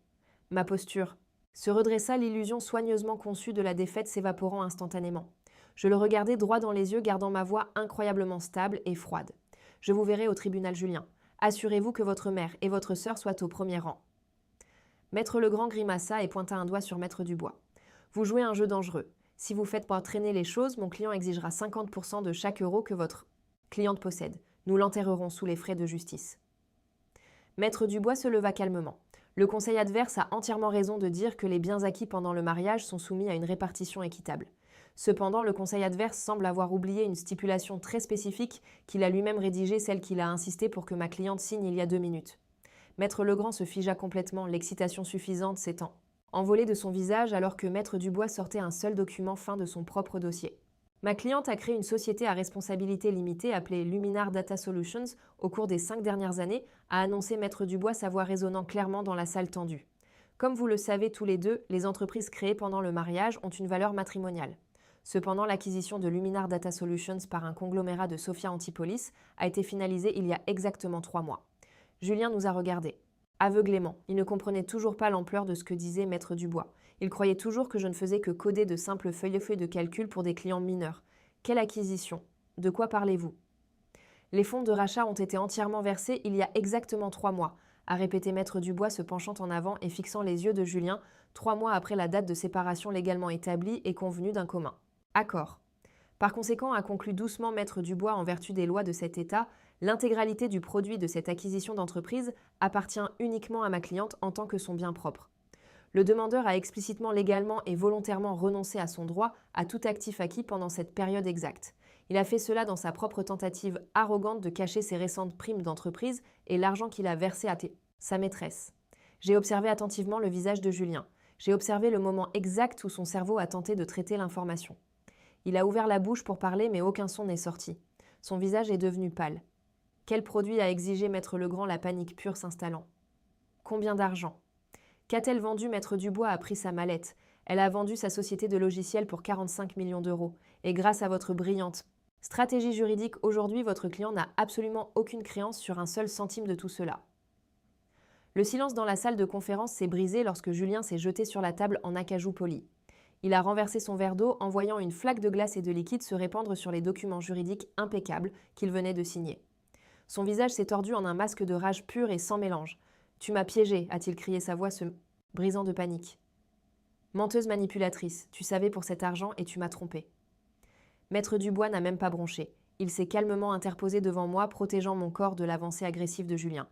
Le médiateur neutre s'est immédiatement levé de la tête de la table, avertissant Julien que la sécurité serait appelée, s'il ne s'asseyait pas et ne se calmait pas. Julien a ignoré l'avertissement, sa poitrine se soulevant alors qu'il pointait un doigt tremblant directement sur mon visage. « Tu ne vas pas t'en tirer avec 45 millions d'euros, a crié Julien. Je suis ton mari, je t'ai soutenu pendant 7 ans. La moitié de cette entreprise m'appartient. Je vais te traîner en justice pendant la prochaine décennie. Je vais te ruiner en frais de justice avant que tu ne vois un seul centime de ce rachat. » Maître Legrand, son avocat, essuyait frénétiquement l'eau renversée sur sa mallette. Il avait l'air complètement abasourdi. « Monsieur le médiateur, je veux dire monsieur », a balbutié Maître Legrand au médiateur. « Nous retirons formellement notre signature de la stipulation. Le conseil adverse s'est clairement engagé dans la dissimulation délibérée d'actifs matrimoniaux massifs. Ce document a été signé sous de faux prétextes. Nous exigeons une révocation immédiate. » Maître Dubois a souri un sourire terrifiant et acéré. « Vous n'exigez absolument rien, Maître Legrand. » a répondu Maître Dubois, sa voix résonnant avec une autorité absolue. « Ma cliente n'a rien dissimulé. Vous avez explicitement renoncé au droit à une découverte financière formelle parce que votre client était désespéré de cacher sa propre prime d'entreprise récente. Vous avez poussé agressivement pour antidater la chronologie de la séparation afin de protéger l'argent que votre client a utilisé pour acheter un véhicule de luxe à sa maîtresse enceinte. Vous avez rédigé le document. Vous avez présenté le document. Vous avez insisté pour que nous le signions. Aujourd'hui, la stipulation est juridiquement contraignante et déjà notariée. Maître Legrand a ouvert la bouche pour argumenter, mais Maître Dubois l'a instantanément coupé. Si vous tentez d'invalider cet accord, nous déposerons simplement une requête en sanction contre vous et votre client pour transfert frauduleux d'actifs matrimoniaux. Nous présenterons les relevés bancaires prouvant que votre client a illégalement vidé 84 000 € d'un compte joint. Nous montrerons au tribunal exactement comment il a retiré 200 000 € de la valeur nette de la maison pour payer les cartes de crédit de sa sœur. Voulez-vous vraiment présenter ce récit à un juge aux affaires familiales ? Maître Legrand. Maître Legrand a reculé physiquement. Il a regardé Julien avec un dégoût absolu. « Vous ne m'avez pas parlé de la ligne de crédit sur la valeur nette de la maison Julien », a sifflé Maître Legrand entre ses dents serrées. « Vous m'avez dit que les économies conjointes étaient utilisées pour des dépenses ménagères légitimes. Vous m'avez menti. » « Je n'ai pas menti », a balbutié Julien, la prise de conscience de sa destruction complète s'installant enfin. La couleur a entièrement quitté son visage, le laissant paraître maladif et creux. Je devais juste protéger mon argent d'elle. Elle n'apportait rien au mariage. Je devais assurer mon propre avenir. « Vous venez d'assurer votre propre faillite, Julien, » ai-je dit calmement. J'ai pris ma mallette et j'ai ajusté mon manteau. J'ai baissé les yeux sur l'homme qui m'avait traité comme un déchet pendant des années. L'homme qui pensait pouvoir me jeter et me laisser sans abri pendant qu'il commençait une nouvelle vie avec sa stagiaire. Vous vouliez une rupture nette. Vous vouliez vous assurer que je ne pourrais jamais toucher à votre argent durement gagné. Félicitations, Julien. Vous avez eu exactement ce que vous avez demandé. Je me suis retournée et je suis sortie de la salle de conférence. Maître Dubois m'a suivi de près. Nous avons laissé Julien debout dans une flaque d'eau renversée hyperventilant alors que son avocat furieux commençait à ranger ses dossiers et menaçait de le laisser tomber comme client. La descente en ascenseur jusqu'au hall était parfaitement silencieuse. Lorsque les portes se sont ouvertes, nous sommes sortis dans l'atrium animé du bâtiment juridique. La lumière vive de l'après-midi filtrait à travers les immenses fenêtres en verre. J'ai pris une profonde inspiration, sentant le poids lourd et suffocant des 7 dernières années se lever complètement de mes épaules. C'était un chef-d'œuvre, Maître Dubois, ai-je dit en regardant mon avocat. Nous n'avons pas encore terminé, Camille, a répondu Maître Dubois, alors que nous marchions vers la sortie. Sécuriser les 45 millions n'était que la première phase. Julien était maintenant un homme désespéré. Il est acculé, profondément endetté et confronté à une baisse massive de son niveau de vie. Il ne se laissera pas faire sans rien dire. Il va essayer de transformer cela en une longue bataille judiciaire pour vous saigner à blanc. Il essaiera de prétendre que le logiciel que vous avez créé reposait sur des ressources matrimoniales. Laissez-le essayer, ai-je dit fermement. J'ai utilisé un serveur privé. J'ai enregistré la société à responsabilité limitée entièrement à mon nom. J'ai financé les frais d'hébergement initiaux avec mes propres cartes de crédit. Il n'a jamais contribué un seul euro ou une seule minute de son temps à mon entreprise. Je le sais et vous le savez, a déclaré Maître Dubois alors que nous sortions sur le trottoir bondé. Mais les juges aux affaires familiales peuvent être imprévisibles lorsque des sommes d'argent massives sont en jeu. Nous avons besoin d'une police d'assurance. Nous devons prouver hors de tout doute raisonnable que Julien s'est activement livré à une fraude financière contre le patrimoine matrimonial. Si nous présentons des preuves indéniables qu'il a malicieusement volé chez vous pour financer sa famille et sa maîtresse, aucun juge dans cet État ne prendra en compte ces réclamations sur votre entreprise distincte. Comment obtenons-nous ces preuves, ai-je demandé. J'ai déjà les relevés bancaires montrant les transferts. Les relevés bancaires ne montrent que le mouvement de l'argent, a expliqué Maître Dubois en hélant un taxi qui passait. Julien prétendra simplement qu'il s'agissait de cadeaux légitimes ou de remboursement de dettes approuvées pendant le mariage. Nous avons besoin de communication interne. Nous avons besoin de la preuve que sa mère et sa sœur savaient que l'argent était volé. Nous avons besoin de la preuve qu'elles ont activement conspiré pour cacher des biens matrimoniaux et vous forcer à la pauvreté. Si nous pouvons prouver la collusion, nous pouvons geler les comptes bancaires de Béatrice et Sophie. Nous pouvons les rendre légalement responsables de la restitution de chaque euro volé. Je me suis glissée sur la banquette arrière du taxi, l'esprit en ébullition. Béatrice et Sophie étaient incroyablement arrogantes, mais elles n'étaient pas prudentes. Elles aimaient se vanter. Elles aimaient à laisser des traces numériques de leurs achats de luxe, mais obtenir l'accès à leur communication privée semblait impossible. Elles m'avaient en fait déjà bloquée sur toutes les plateformes. J'ai besoin de quelqu'un de l'intérieur, ai-je réalisé à voix haute. Quelqu'un qui a accès à leur compte. Quelqu'un qui peut voir exactement comment elles dépensent l'argent volé. Maître Dubois a hoché la tête, donnant au chauffeur l'adresse de notre bureau parisien. Exactement. Vous avez mentionné que le mari de Sophie travaille dans le design architectural. Vous avez dit qu'il voyage fréquemment et gagne bien sa vie. Sait-il comment sa femme finance son style de vie somptueux pendant qu'il travaille à l'étranger? J'ai pensé à Karim. Karim était un homme d'origine maghrébine, profondément intègre et travailleur qui avait surmonté des obstacles importants pour se bâtir une carrière très respectée. Il venait d'une solide famille ouvrière et avait créé son cabinet d'architecture à partir de rien. Il m'avait toujours traité avec un respect sincère, tout le contraire du reste de ses beaux-parents toxiques. Il avait souvent l'air incroyablement mal à l'aise chaque fois que Béatrice ou Sophie faisaient leurs remarques condescendantes à table. Sophie traitait ses revenus comme sa tirelire personnelle, mais Karim gérait strictement leurs finances domestiques principales. N'en ai-je dit tant? Assemblant lentement le puzzle. Karim croit que Sophie gagne son propre argent grâce à des sponsorisations de marques sur les réseaux sociaux. Elle lui dit qu'elle est une influenceuse indépendante. Il n'a absolument aucune idée que Julien lui a donné 45 000 € de la valeur nette de ma maison volée. Maître Dubois a souri d'un sourire vif et calculateur. Alors je vous suggère de passer un coup de fil, Camille, car un homme qui gère des infrastructures architecturales remarquera certainement une injection de liquidité massive et inexpliquée dans ses comptes domestiques. Et un homme aux principes solides n'appréciera pas de découvrir que sa femme participe à un crime financier coordonné. J'ai sorti mon téléphone de mon sac à main et j'ai parcouru mes contacts. La stratégie de Maître Dubois était brillante. Nous n'allions pas seulement défendre ma fortune. Nous allions démanteler tout leur réseau toxique de l'intérieur. J'ai trouvé le numéro de Karim et j'ai appuyé sur le bouton d'appel prêt à allumer la mèche. Le téléphone a sonné 3 fois avant que Karim ne réponde. La connexion s'est établie laissant passer le faible bourdonnement d'un chantier de construction animé à travers le récepteur. Camille, a dit Karim sa voix grave portant une note de surprise sincère. Est-ce que tout va bien? J'ai entendu parler du dîner par Sophie. Elle a dit que toi et Julien aviez eu une grosse dispute. J'ai gardé un ton parfaitement égal. Karim, j'ai besoin de te voir en personne. C'est incroyablement urgent et ça ne peut pas attendre. S'il te plaît, ne dis pas à Sophie ou Béatrice que nous parlons. Il y a eu une longue pause sur la ligne. Le bruit de fond s'est estompé, alors que Karim se dirigeait vers un endroit plus calme. « Qu'est-ce qui se passe, Camille » a-t-il demandé avec prudence. « Tu sais comment ma femme réagit quand je parle à quelqu'un qui est en mauvais termes avec Julien en ce moment. Je ne veux pas être entraînée dans une bataille de divorce compliquée. Tu y es déjà entraîné, Karim, ai-je répondu doucement. Tu ne le sais juste pas encore. Je te promets que je ne t'appellerai pas si cela n'affectait pas directement tes finances familiales. J'ai juste besoin de 25 minutes de ton temps. Donne-moi un endroit où Béatrice et Sophie ne se montreront pas. » Karim était un homme très intelligent. Il gérait des projets architecturaux massifs et des budgets de plusieurs millions d'euros. Il pouvait sentir quand une situation était dangereusement réelle. « Retrouve-moi au café indépendant du côté ouest de Paris » a-t-il finalement accepté. « Je peux y être dans 1 heure, Maître Dubois et moi. » Avons pris une élégante voiture noire directement pour Paris, laissant mon brillant avocat dans un restaurant de bord de route voisin. Alors que j'entrais seule dans le café indépendant, Karim était déjà assis à une table isolée dans un coin sirotant une tasse fumante de café noir.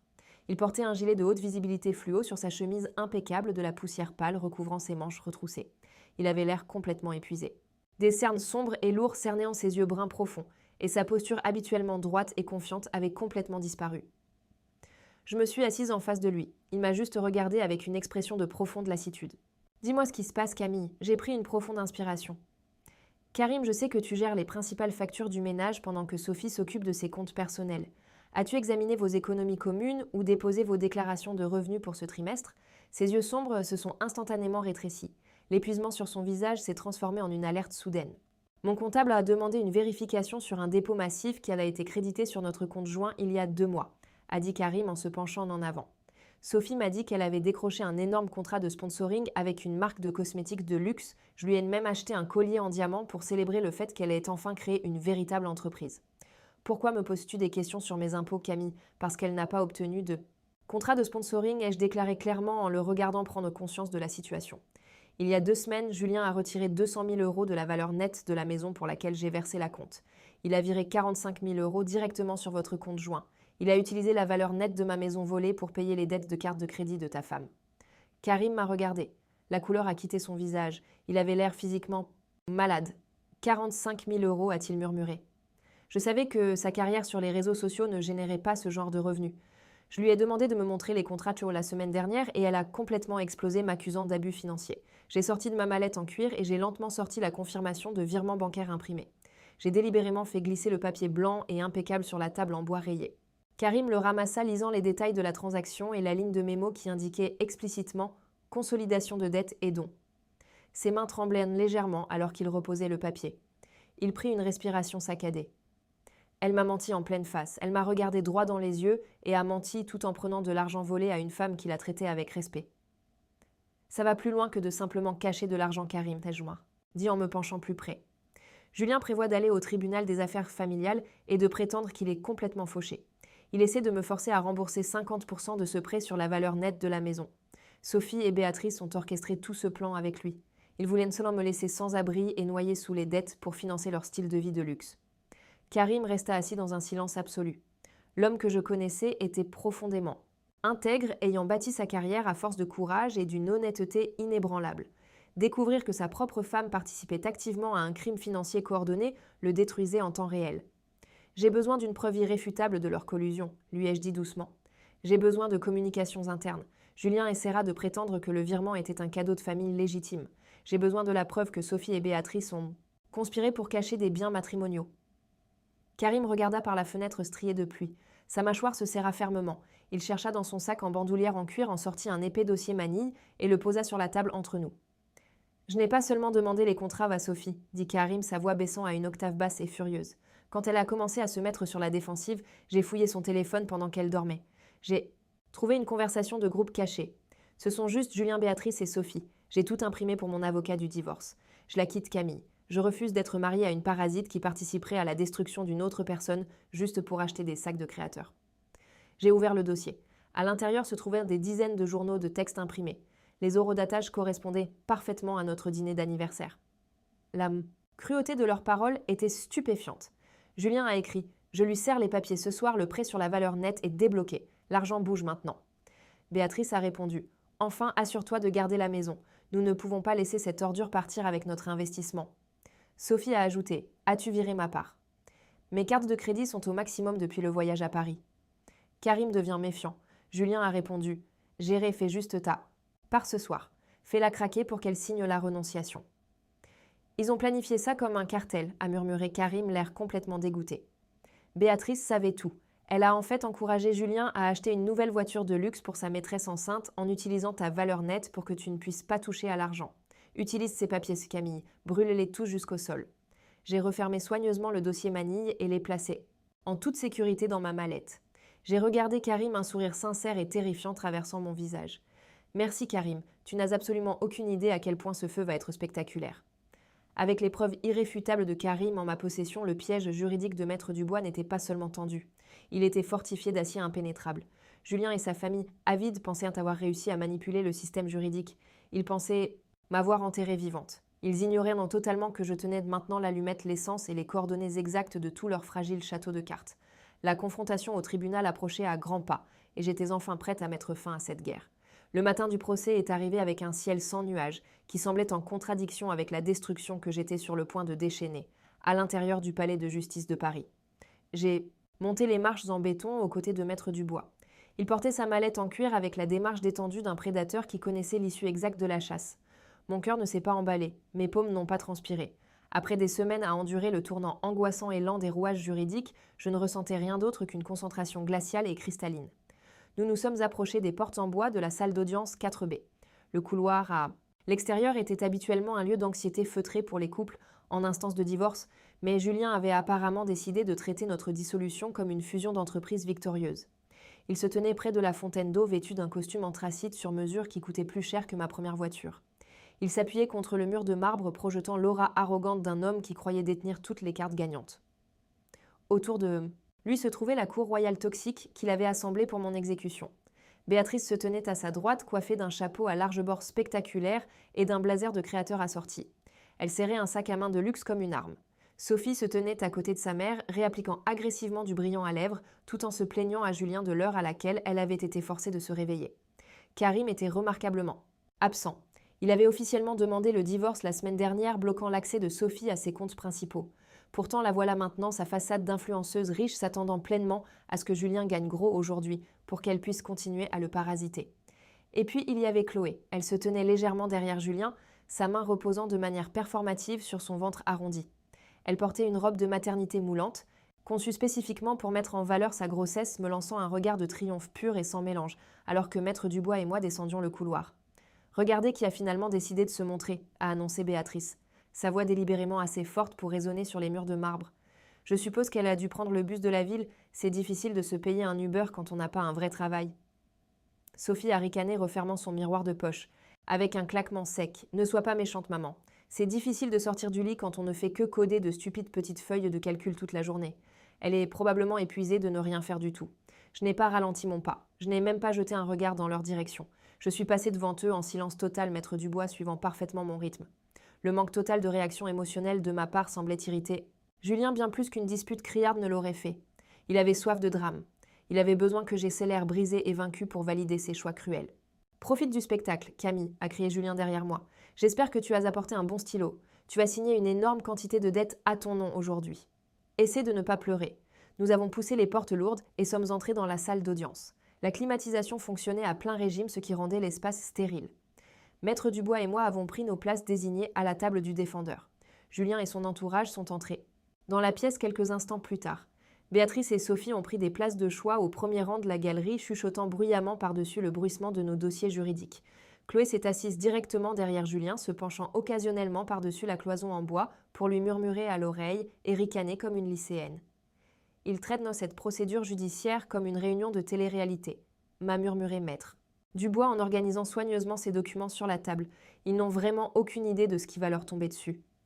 Laissez-les faire leur numéro, ai-je chuchoté en retour, les yeux fixés sur le banc vide à l'avant de la salle.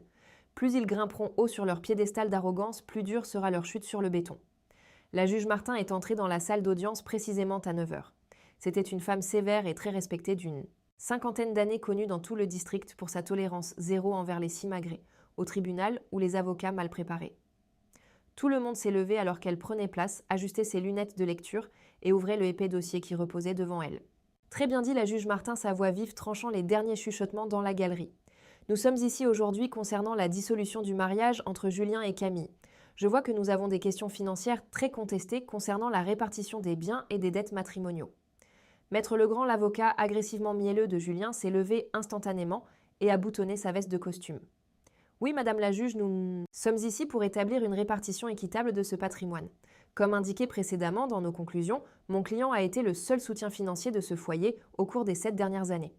La défenderesse Camille a exercé de manière sporadique une activité indépendante à faible rendement, ne contribuant pratiquement en rien de substantiel au patrimoine matrimonial. Dans la galerie derrière nous, Béatrice a poussé un soupir de satisfaction audible et très exagéré. La juge Martin a immédiatement jeté un regard d'avertissement sombre vers la galerie avant de tourner son attention vers la table de la défense. Continuez, maître. En raison du manque de contribution financière de la défenderesse, mon client a été contraint de contracter des dettes substantielles simplement pour maintenir le style de vie conjugal. De base, a proclamé Maître Legrand à voix haute en faisant un geste expansif vers Julien. Julien a hoché la tête avec une solennité étudiée. Plus précisément, mon client a été contraint d'ouvrir une ligne de crédit sur valeur domiciliaire d'un montant de 200 000 €. Nous demandons formellement au tribunal d'attribuer 50% de cette dette massive à la défenderesse et d'accorder à mon client la propriété exclusive de la résidence principale, car il est à la seule partie capable de servir l'hypothèque. De plus, madame la juge a ajouté Maître Legrand en se penchant en avant pour enfoncer le couteau juridique, comme la défenderesse est actuellement sans emploi et ne possède aucun actif significatif. Nous demandons au tribunal de rejeter complètement toute demande de prestation compensatoire. Mon client ne devrait pas être pénalisé financièrement pour avoir tourné la page et se préparer à soutenir sa nouvelle famille qui s'agrandit. Maître Legrand a fait un geste spectaculaire vers Chloé, qui a offert à la juge un sourire sage et innocent tout en caressant son ventre de femme enceinte. L'audace de l'argument était presque poétique dans sa méchanceté. Ils utilisaient ouvertement sans vergogne la maîtresse et l'enfant illégitime comme un bouclier humain contre la responsabilité financière. Ils voulaient que la juge ait pitié du mari infidèle tout en enterrant légalement l'épouse trahie sous une montagne de ses dettes frauduleusement acquises. La juge Martin a froncé les sourcils profondément, prenant une note rapide dans son registre. La salle d'audience est tombée dans un silence de mort alors qu'elle finissait d'écrire. Elle a posé son stylo à joint les mains et a tourné son regard perçant directement vers notre table. Elle a regardé Maître Dubois. Maître, a demandé la juge Martin son ton plat et autoritaire. Votre cliente a-t-elle une réponse formelle à ces vastes réclamations financières ? Nous avons une réponse, Madame la juge, a commencé Maître Dubois, sa voix douce et parfaitement mesurée. Il a boutonné sa veste de costume et est sorti de derrière notre table. Cependant, avant d'aborder la répartition des biens et des dettes matrimoniaux, je dois aborder les conclusions supplémentaires que le conseil adverse a déposées sur mon bureau à peine 10 minutes avant le début de cette audience.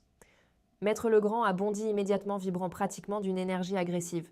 Madame la juge, j'ai soumis ces attestations de moralité, car elles fournissent un contexte crucial concernant les demandes financières que mon client formule aujourd'hui. La défenderesse va prétendre qu'elle est victime d'un abandon soudain. Nous avons fourni des témoignages sous serment prouvant que mon client était la véritable victime d'un abus financier et émotionnel prolongé. La juge Martin a regardé par-dessus ses lunettes de lecture, son expression se durcissant. Poursuivez Maître Legrand, mais restez pertinent par rapport à la dissolution financière. Maître Legrand a ouvert son dossier avec empressement. Nous avons soumis des attestations sous serment de Béatrice et Sophie, la mère et la sœur du demandeur. Ces attestations détaillent un schéma de comportement horrible de la part de la défenderesse au cours des 7 dernières années.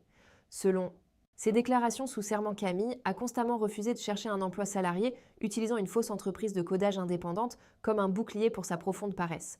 Elle a isolé mon client de sa famille, a créé un environnement de vie hostile et a épuisé ses ressources avec son comportement erratique. Dans la galerie derrière nous, Béatrice s'est redressée, ajustant son chapeau à large bord avec un air de supériorité absolue. Sophie a hoché l'allée, tête solennellement essuyant une larme complètement fausse de sa joue.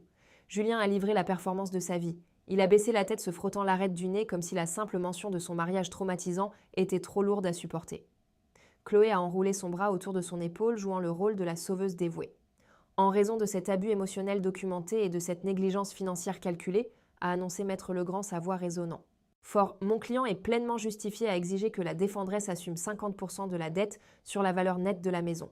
De plus, nous demandons formellement que la défenderesse soit condamnée à payer 100% des frais de justice de mon client. Elle ne devrait pas s'en tirer à si bon compte après avoir traité son mari comme un distributeur automatique personnel. Je suis restée parfaitement immobile, les mains soigneusement jointes sur mes genoux. Je ne les ai pas fusillés du regard. Je les ai laissés construire leur tour de mensonge aussi haut que possible. Ils avaient n'importe passé des semaines à coordonner cette campagne de diffamation élaborée, convaincus que la juge me dépouillerait volontiers de ma dignité restante et me chargerait de leurs dettes frauduleuses. La juge Martin a ramené son regard sur notre table. Ses yeux étaient vifs et évaluateurs. C'est une caractérisation assez sévère, maître. Comment votre cliente répond-elle à ces attestations sous serment ? Maître Dubois sourit. C'était une expression brève et glaçante. Madame la juge, dit Maître Dubois en s'avançant dans l'allée centrale. Il est vraiment fascinant d'entendre le conseil adverse lire ses attestations de moralité à voix haute dans une salle d'audience. C'est particulièrement fascinant si l'on considère que ces déclarations sous serment contredisent complètement et indéniablement la piste numérique laissée par les déclarants eux-mêmes. Maître. Le grand ricana croisant les bras sur la défensive. Mes clients ont fourni des témoignages sous serment sous peine de parjure. Vous ne pouvez pas simplement les rejeter. Je ne les rejette pas, Maître Legrand. A répondu Maître Dubois, sa voix baissant à un murmure dangereux. Je prouve activement qu'il s'agit de faux témoignages. Madame la juge, nous avons soumis la pièce B au greffier ce matin. Elle contient des journaux de communication certifiés et horodatés, récupérés directement d'une conversation de groupe. Privée impliquant le demandeur, sa mère Béatrice et sa sœur Sophie. La tête de Julien s'est relevée brusquement.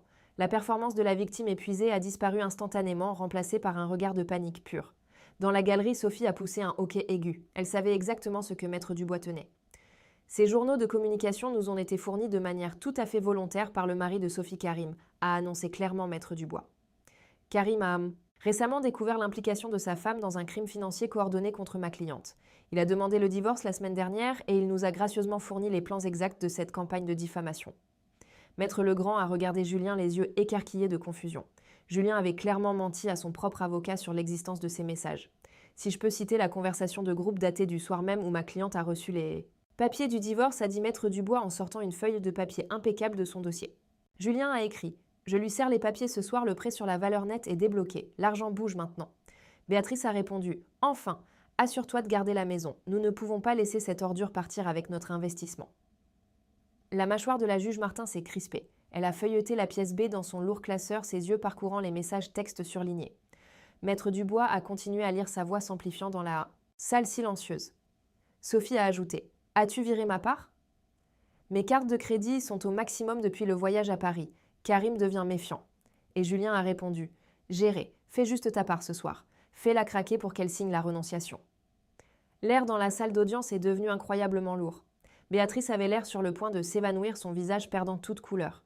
Sophie s'est recroquevillée sur son banc en bois, essayant de se faire aussi petite que physiquement possible. « Madame la juge, a dit Maître Dubois en se tournant vers la juge. Le demandeur et sa famille n'ont pas seulement soumis de fausses attestations aujourd'hui. Ils se sont engagés dans une conspiration hautement coordonnée et préméditée pour détruire émotionnellement ma cliente, vider illégalement ses biens matrimoniaux et commettre un parjure pour couvrir leurs traces. Ils ont orchestré une campagne de diffamation vicieuse pour justifier le vol de la valeur nette de la maison de ma cliente afin de financer des achats de luxe. Nous demandons que les attestations soient retirées du dossier et que les déclarants soient poursuivis pour parjure. » Maître Legrand a balbutié frénétiquement, feuilletant ses propres dossiers. « Madame la juge, je n'avais absolument aucune connaissance de ces communications. Je vous crois, maître, a dit la juge Martin, sa voix dégoulinant de glace, alors qu'elle fusillait Julien du regard. Mais votre client lui en avait certainement connaissance. Maître Legrand, vous avez amené un cirque dans ma salle d'audience. Vous avez soumis des documents sous serment qui sont directement contredits par vos propres communications écrites. Vous prévoyez de ruiner financièrement votre femme tout en prétendant qu'elle était l'agresseur. » Julien a ouvert la bouche, son visage rouge foncé d'humiliation et de peur. « Madame la juge, ces textos sont complètement sortis de leur contexte. Elle vidait mes comptes. Je devais protéger mon argent. » « Vous voulez dire l'argent que vous avez volé du compte d'épargne joint, a interjeté doucement Maître Dubois. Ou voulez-vous dire les 200 000 € que vous avez frauduleusement retirés de la ligne de crédit sur la valeur nette de la maison? Parce que nous allons discuter exactement où cet argent est allé. » La juge Martin a frappé son marteau, arrêtant Julien avant qu'il ne puisse crier une autre excuse. « Nous aborderons immédiatement le transfert frauduleux d'actifs, a ordonné la juge Martin. Mais d'abord, puisque le demandeur prétend être en situation de difficulté financière extrême, je veux voir les déclarations financières complètes des deux parties dès maintenant. Remettez-les à l'huissier. Nous allons voir exactement qui cache quoi dans ce mariage. » Je suis restée parfaitement immobile, les mains posées sur la table. La campagne de diffamation était officiellement morte. La trappe du parjure s'était refermée. Maintenant, la juge demandait les déclarations financières et la bombe de 45 millions d'euros était sur le point de détonner au milieu de la réalité brisée de Julien. L'huissier s'est avancé ses chaussures polies, claquant sèchement sur le parquet. Il s'est d'abord approché de la table du demandeur. Maître Legrand a remis un mince dossier. Manille avec un air d'extrême confiance. Maître Legrand a ajusté sa cravate et a offert à la juge un sourire étudié de conformité lasse. « Madame la juge, la déclaration financière de mon client est entièrement transparente, » a annoncé Maître Legrand en projetant sa voix pour que la galerie puisse entendre chaque mot. « Vous verrez clairement le fardeau financier dévastateur qu'il a été contraint de porter. Le ratio d'endettement massif parle de lui-même. C'est un professionnel de la finance travailleur noyé sous les dettes contractées par une épouse qui a simplement refusé de contribuer. » Au premier rang, Béatrice se pencha en avant, un sourire satisfait retroussant ses lèvres. Elle murmura quelque chose à Sophie qui ricana derrière sa main. Chloé caressa son ventre regardant Julien avec de grands yeux adorateurs, comme s'il était un martyr crucifié pour sa générosité. L'huissier prit le dossier et le porta à la barre. Puis il se tourna et se dirigea vers notre table. Maître Dubois ne remit pas un mince dossier. Il sortit de sa mallette en cuir une enveloppe épaisse et lourdement scellée portant le logo en relief d'une grande institution bancaire internationale. Il l'a remis à l'huissier avec une révérence absolue. « Déclaration financière complète de la défenderesse Madame la juge », déclara calmement Maître Dubois, certifiée par des auditeurs et entièrement authentifiée ce matin même. Maître Legrand ricana assez fort pour que le sténographe du tribunal l'entende. Auditeur pour un travail d'indépendante. S'il vous plaît, elle a probablement listé son ordinateur portable et quelques chaises de bureau bon marché comme actifs commerciaux. La juge Martin ignora l'interruption. Elle ouvrit d'abord le dossier de Julien. La salle d'audience tomba dans un silence tendu et lourd alors qu'elle parcourait les pages. Son expression resta totalement illisible, mais ses yeux se plissèrent alors qu'elle feuilletait les sections surlignées. Maître Legrand, commença la juge Martin, sa voix portant une nuance dangereuse. Vous mentionnez son salaire de base annuel, mais vous avez commodément omis le chiffre exact de sa récente prime d'entreprise. Vous mentionnez également la ligne de crédit sur la valeur nette de la maison de 200 000 euros comme une dette conjugale partagée, ainsi que les 84 000 euros que vous avez complètement vidés de votre compte d'épargne commun quelques heures seulement avant de signifier à votre femme les papiers du divorce. Julien se leva, posant ses mains à plat sur la table, essayant de projeter l'autorité qu'il utilisait dans ses salles de conseil d'entreprise. Madame la juge, comme l'a déclaré mon avocat, cette dette était absolument nécessaire.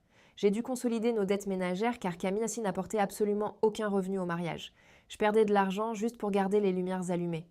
La juge Martin leva les journaux de messages textes imprimés que Maître Dubois avait soumis plus tôt.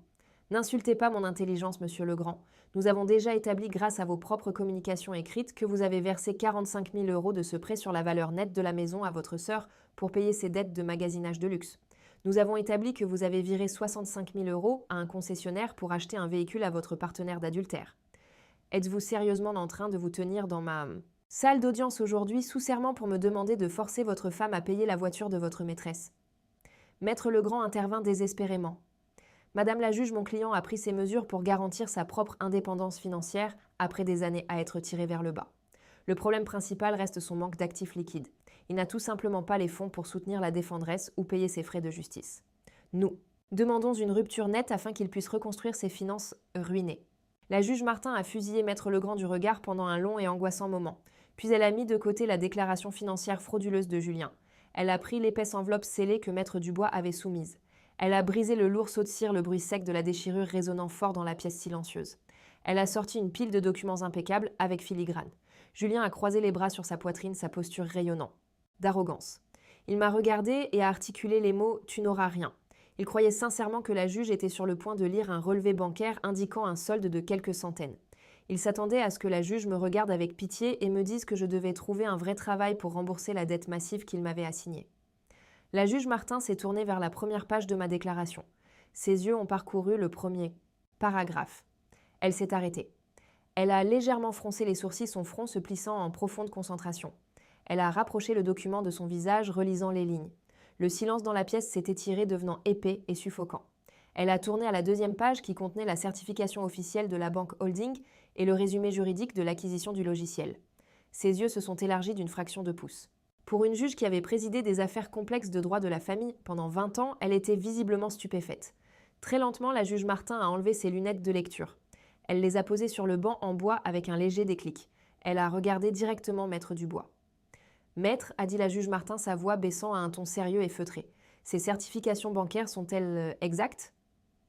Maître Dubois s'est levé complètement, imperturbable par l'atmosphère pesante. « Elles sont entièrement exactes, Madame la juge. Elles ont été vérifiées par l'équipe juridique du conglomérat acquéreur et par nos propres experts comptables judiciaires, hier encore. » La juge Martin a regardé de Maître Dubois à moi. Son expression est passée du scepticisme professionnel à une profonde compréhension. Elle a vu l'image complète, elle a vu le piège que Julien s'était tendu, et elle a vu l'ampleur écrasante de la richesse que j'avais discrètement protégée. Julien, interprétant mal le choc de la juge, a éclaté d'un rire dur et victorieux. « Voyez, Madame la juge, je vous l'ai dit, elle est complètement fauchée. Elle n'a absolument rien à son nom. On ne peut pas tirer du sang d'une pierre. Attribuez-lui simplement la moitié de la dette, et laissez-moi sortir de ce désastre. » La juge Martin a tourné son regard vers Julien. Le regard qu'elle lui a jeté était un mélange de pitié absolue et de dégoût pur. C'était le regard que l'on jette à un homme qui vient de sauter joyeusement d'un avion sans vérifier s'il portait un parachute. « Maître Legrand, a dit la juge Martin, sa voix résonnant avec une clarté cristalline. Votre conseil a déclaré plus tôt aujourd'hui que la défenderesse, votre épouse, est actuellement sans emploi et ne possède aucun actif significatif. Il a déclaré qu'elle n'a rien apporté de substantiel à ce mariage. » « C'est exact, Madame la juge, a répondu fièrement Maître Legrand en s'avançant. Elle est entièrement dépendante. La juge Martin a pris le relevé bancaire certifié ses doigts, agrippant les bords du papier. Alors je vous suggère, à vous et à votre client, de vous asseoir et d'écouter très attentivement ce que je vais lire dans le procès-verbal officiel. La juge Martin s'est éclairci la gorge, ses yeux passant du document dans sa main à l'homme arrogant qui se tenait devant elle. Maître Legrand, a-t-elle commencé, sa voix résonnant dans la salle d'audience, silencieuse. La déclaration financière certifiée soumise par votre épouse. La femme que vous venez de prétendre ne posséder aucun actif significatif montre un solde liquide confirmé sur son compte de holding d'entreprise. Julien a croisé les bras, laissant échapper un lourd soupir de fausse fatigue. Oui, madame la juge, a-t-il dit avec dédain. Je suis sûr que son petit compte de codage indépendant a quelques centaines. Je vous l'ai dit, elle n'apporte pas de véritable argent dans ce ménage. Le solde, a poursuivi la juge Martin en élevant la voix pour couper court à son interruption condescendante, est exactement de 45 250 000 € et 0 centimes. La salle d'audience s'est complètement figée. L'unité de climatisation bourdonnait bruyamment au-dessus, le seul son dans un espace qui avait soudainement été vidé de tout oxygène. Julien ne bougeait pas. Ses bras restaient un à croisés sur sa poitrine, mais son visage était devenu complètement vide.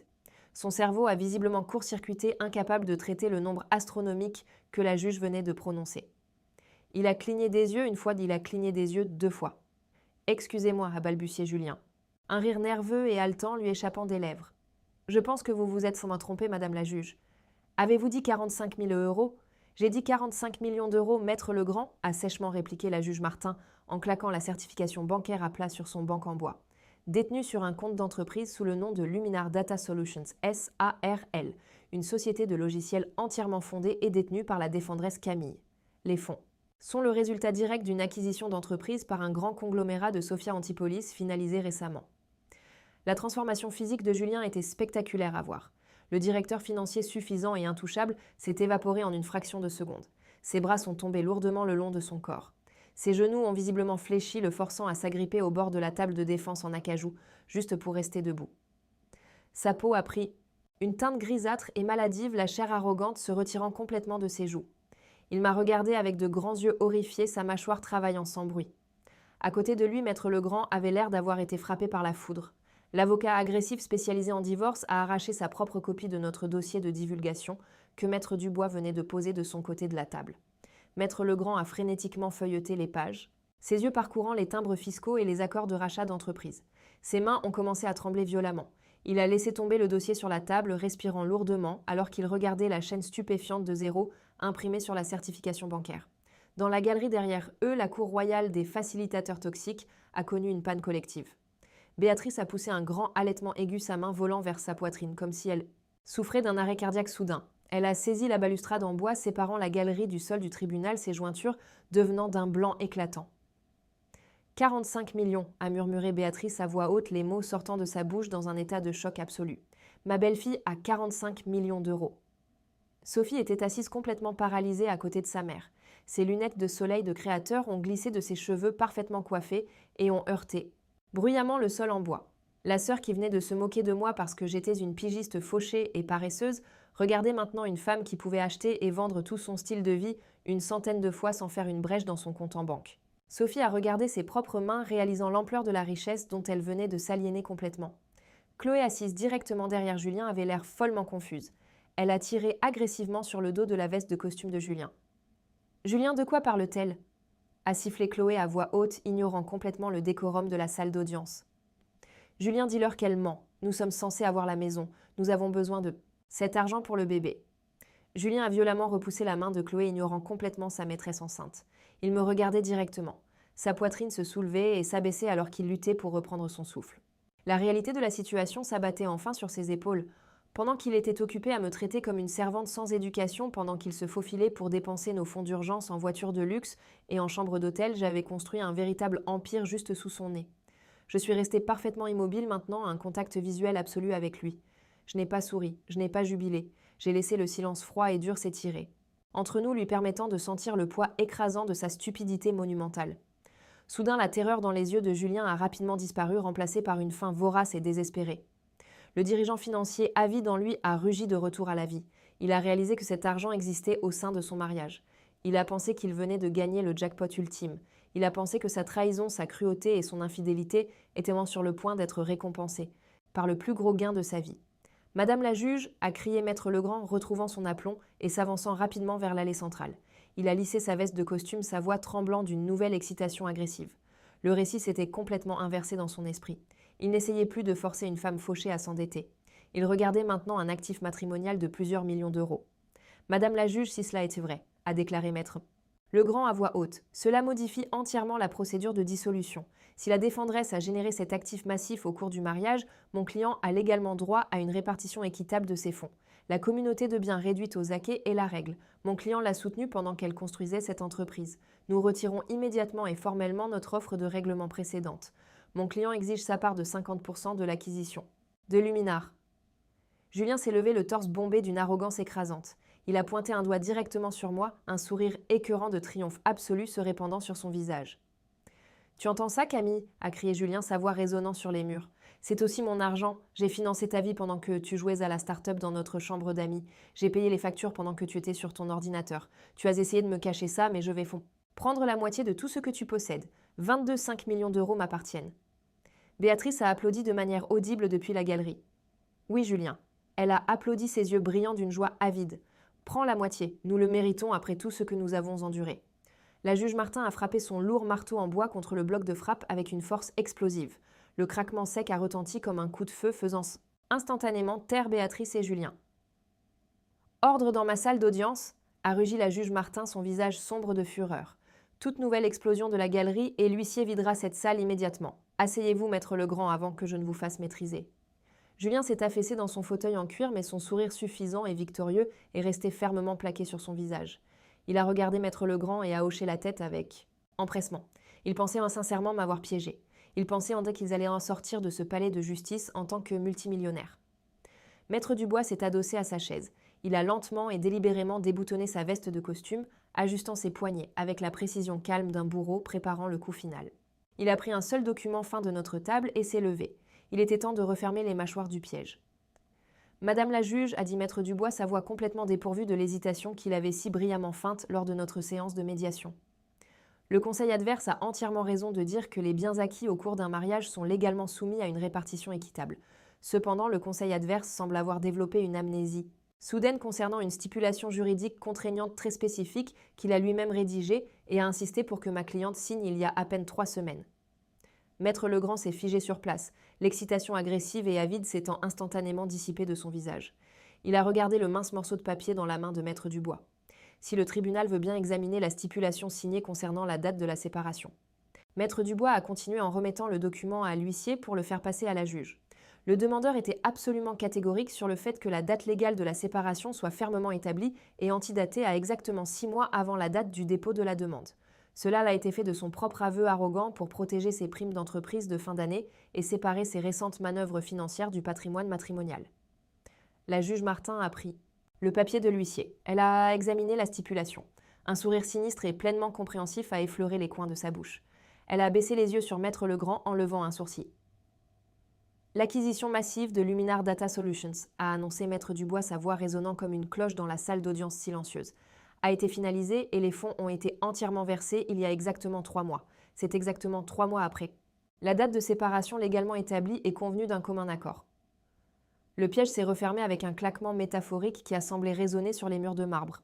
Par conséquent, a conclu doucement mais fermement maître Dubois, en vertu des lois strictes de la famille de cet État, la totalité des 45 millions d'euros est la propriété unique et exclusive de ma cliente. Le demandeur a explicitement, légalement et volontairement renoncé à son droit sur tous les biens acquis pendant cette période spécifique dans sa tentative avide de cacher son propre argent à sa femme. J'ai gardé mes yeux rivés sur Julien. J'ai observé le moment exact où son cerveau a finalement traité l'ampleur catastrophique de ce qu'il avait fait.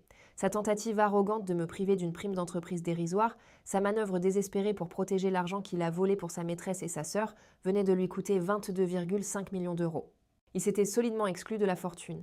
Il m'avait personnellement remis le bouclier impénétrable qui protégeait tout le travail de ma vie. Non, halta Julien, se prenant la tête à 2 mains, ses yeux écarquillés et sauvages d'une véritable horreur. Non, non, non, ce n'est pas juste. Je ne savais pas. Je ne savais pas pour l'argent. L'ignorance du succès professionnel de votre conjoint n'est pas une défense juridique valable pour un contrat signé. Maître. Legrand, a dit froidement la juge Martin. Vous avez poussé agressivement pour cette date de séparation. Vous avez signé légalement la stipulation devant un médiateur. Votre avocat a rédigé les documents. Le tribunal accepte la chronologie comme contraignante et absolue. « Tu m'as piégé !» a crié Julien bondissant de sa chaise et pointant un doigt tremblant directement sur mon visage. « Fraudeuse, manipulatrice et menteuse, tu as planifié ça. » Huissier, maîtrisez-le, a ordonné instantanément la juge Martin. 2 huissiers armés se sont immédiatement avancés, ont saisi Julien par les épaules et l'ont brutalement repoussé sur sa chaise en bois. Il hyperventilait bruyamment, sa poitrine se soulevant et s'abaissant alors qu'il me regardait, avec une haine pure et non dissimulée. « Madame la juge », a balbutié maître Legrand, l'air physiquement malade alors qu'il s'éloignait de son propre client. « Nous demandons un report immédiat. C'est sans précédent. Nous avons besoin de temps pour examiner ce développement. » Demande rejetée, a sèchement répliqué la juge Martin en claquant la main à plat sur la barre. Nous terminons cela aujourd'hui sur la base des déclarations financières authentifiées et des preuves indéniables de transferts frauduleux concernant le prêt sur la valeur nette de la maison. Je rends mon jugement dès maintenant. La défendresse. Camille conserve 100% des actifs de Luminart en tant que son bien propre. Dans la galerie, Béatrice a poussé un gémissement perçant, enfouissant complètement son visage dans ses mains manucurées. Sophie était assise, regardant fixement le mur, complètement paralysée par la destruction totale de sa propre vie et la révélation de ma richesse intouchable. De plus, a poursuivi la juge Martin en fusillant Julien du regard avec un dégoût absolu. Parce que vous avez illégalement utilisé la valeur nette de la maison conjugale pour financer une liaison extra-conjugale et payer les dettes de tiers pour votre sœur. Vous êtes par la présente condamné à assumer 100% de la responsabilité du prêt de 200 000 euros. Vous rembourserez également intégralement à la défendresse les 84 000 euros que vous avez illégalement prélevés du compte d'épargne commun. « Je n'ai pas l'argent », a crié Julien, sa voix se brisant de panique pure. « Je l'ai donné, la voiture est à son nom. » Il a pointé frénétiquement en arrière vers Chloé, se retournant contre sa maîtresse enceinte en un instant. « Elle a l'argent, vendez la voiture. » Chloé recula sur le banc en bois, regardant Julien comme s'il était un monstre. « Tu m'as dit que c'était un cadeau », a hurlé Chloé, oubliant totalement où elle se trouvait. « Tu m'as dit que tu étais riche. Tu as promis d'acheter une maison à la mer. Alors je vous suggère fortement de vendre tous les actifs que vous possédez actuellement. » Maître Legrand, a déclaré fermement la juge Martin, ignorant l'explosion de la galerie. « Car vous avez exactement 30 jours pour rembourser la défendresse, sinon vous serez tenu en grave outrage au tribunal et risquerez une peine de prison. La maison conjugale sera vendue immédiatement et le produit sera réparti équitablement, mais seulement après que la défendresse aura été entièrement remboursée de votre part. Cette audience est officiellement levée. » Le lourd marteau en bois est tombé une dernière fois. Le son était définitif. C'était fini. J'avais gagné. Les suites immédiates dans la salle d'audience ont été une scène de dévastation chaotique absolue. La juge Martin est sortie gracieusement de la pièce, laissant derrière elle un profond silence retentissant qui a duré exactement 3 secondes avant que l'énorme explosion ne se produise. « Tu nous as ruinés !» a hurlé Béatrice en se levant du banc de la galerie. Elle ne s'est pas jetée sur moi. Elle a tourné sa fureur entièrement contre Julien, le masque de la mère aimante. Et de soutien s'est évaporé à la seconde où l'argent a officiellement disparu. Idiot, garçon arrogant et stupide, 22,5 millions d'euros. Tu as jeté 22,5 millions d'euros pour un leasing sur une voiture de luxe et une excuse bon marché. Excusez-moi, je porte son enfant, il va me soutenir. Te soutenir avec quoi ? A crié Sophie, sortant enfin de son état de choc paralysé. Sa propre vie s'effondrait rapidement et elle cherchait désespérément un bouc émissaire. Il a des centaines de milliers d'euros de dettes et Karim divorce de moi. Il a gelé nos comptes bancaires ce matin. Il ne me reste absolument rien. Julien était assis complètement figé à la table de la défense, la tête enfouie dans ses mains, se balançant d'avant en arrière, alors que sa famille toxique se déchirait juste derrière lui. Maître Legrand, son avocat, fourrait à la hâte des papiers dans sa mallette, ressemblant exactement à un homme désespéré de fuir un bâtiment en flammes avant que son client ne lui demande un conseil juridique qu'il ne pouvait plus se permettre de payer. Je me suis levée lentement, lissant les plis de ma jupe. Je me sentais incroyablement légère, comme si un énorme poids physique que j'avais porté pendant 7 longues années avait enfin été levé de ma poitrine. Maître Dubois a rangé sa mallette avec une efficacité calme, un petit sourire très satisfait jouant sur ses lèvres. « Eh bien, » me murmura-t-il tranquillement, « je dirais que ça s'est passé exactement comme prévu. »« Merci, Maître Dubois, » dis-je tranquillement, sentant un sourire sincère effleurer mon propre visage pour la première fois depuis des mois. Alors que nous nous tournions pour descendre l'allée centrale de la salle d'audience, Julien leva enfin les yeux de la table de la défense. Son visage était tacheté, ses yeux injectés de sang et sauvages d'un désespoir que je n'avais jamais vu auparavant. Le cadre arrogant qui s'était moqué de moi dans le restaurant français avait complètement disparu. À sa place se tenait un homme brisé et terrifié qui venait de réaliser qu'il avait mathématiquement détruit sa propre vie. « Camille l'attend » a plaidé Julien, sa voix se brisant bruyamment alors qu'il se levait en trébuchant en deux. Derrière la lourde table en chêne, il a tendu la main vers moi bien que l'huissier de justice armé se soit immédiatement avancé pour lui barrer le chemin. « Camille, s'il te plaît, tu ne peux pas faire ça. Je vais tout perdre. La dette est trop lourde. Je ne peux pas la payer. L'entreprise va me licencier s'il découvre le jugement pour fraude. S'il te plaît, nous avons été mariés pendant 7 ans. Je t'aimais. J'ai arrêté de marcher et je me suis tournée pour le regarder. J'ai regardé au-delà de sa silhouette tremblante vers Béatrice qui était soudainement silencieuse.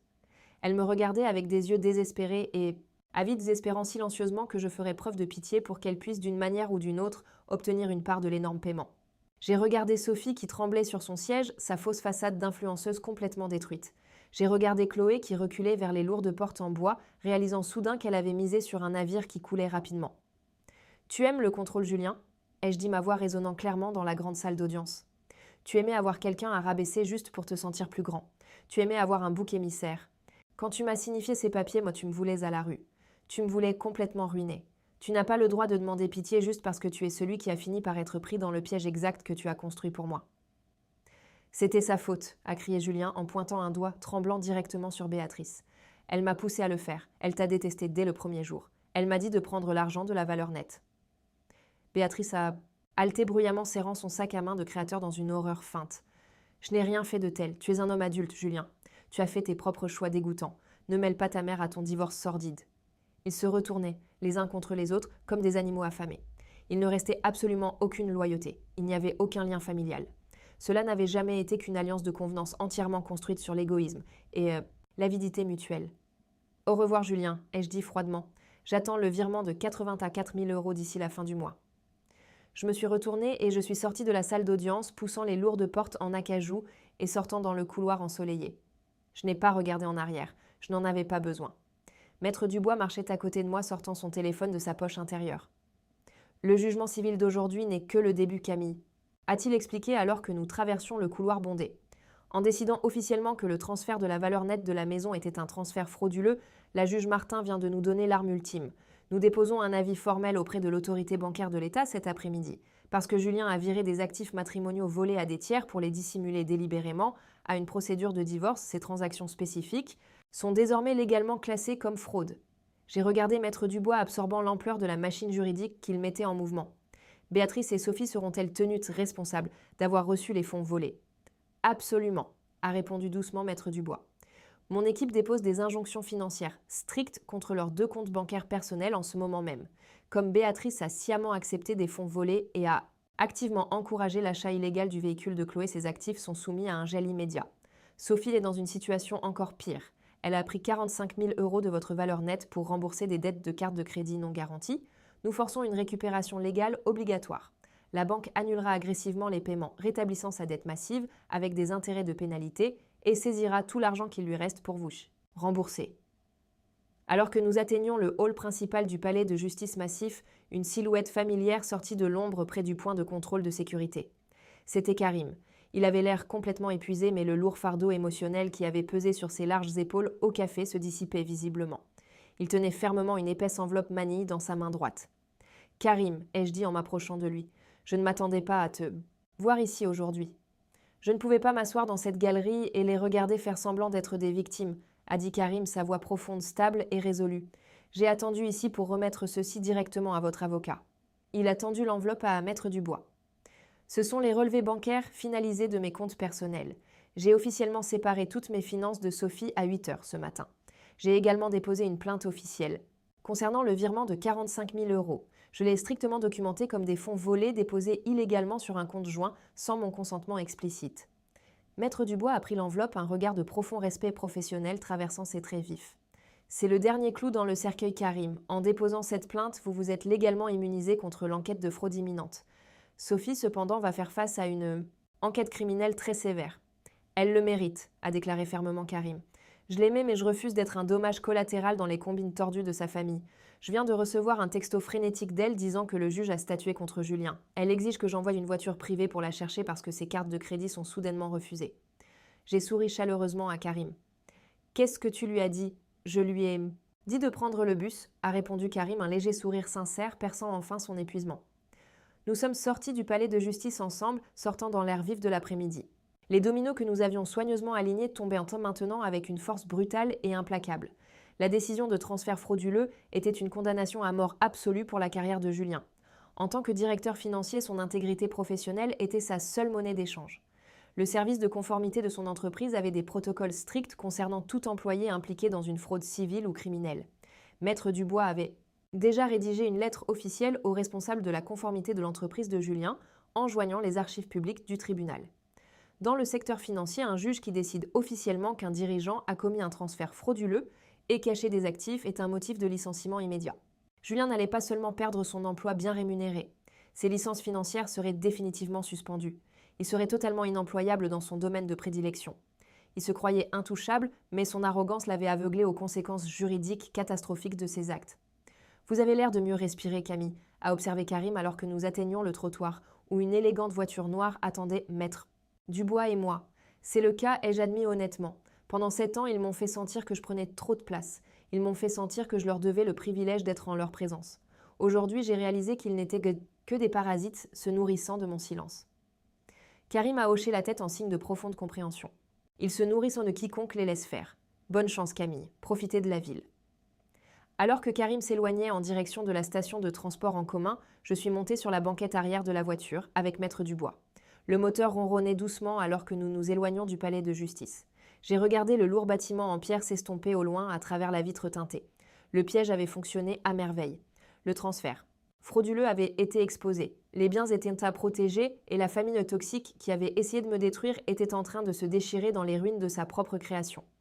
Mais nous devions encore assister à l'effondrement des dernières pièces de leur vie. Le retour à Paris a été le voyage le plus paisible que j'ai connu en 7 ans. Alors que je m'installais dans le luxe silencieux du siège en cuir Maître Dubois, a ouvert son ordinateur portable pour lancer la phase suivante de notre stratégie. La victoire au tribunal civil était magnifique, but les retombées bureaucratiques allaient en être un véritable chef-d'œuvre. Nous étions sur le point de voir Julien perdre tout ce qui définissait son existence pathétique et obsédé par le statut. 2 jours plus tard, les conséquences exactes de la décision de transfert frauduleux ont frappé Julien avec la force d'un train de marchandises. Il est entré dans sa prestigieuse société financière jeudi matin, s'attendant probablement à se sortir par le charme des rumeurs qui s'étaient échappées du palais de justice. Au lieu de son bureau d'angle, il a été intercepté dans le hall principal par le chef de la conformité de l'entreprise et 2 gardes de sécurité armés. Maître Dubois s'était assuré que des copies certifiées conformes de la décision de la juge Martin soient livrées directement au service juridique de l'entreprise.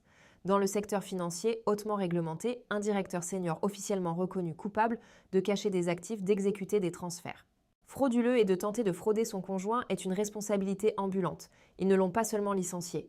Ils ont agressivement coupé tous les liens.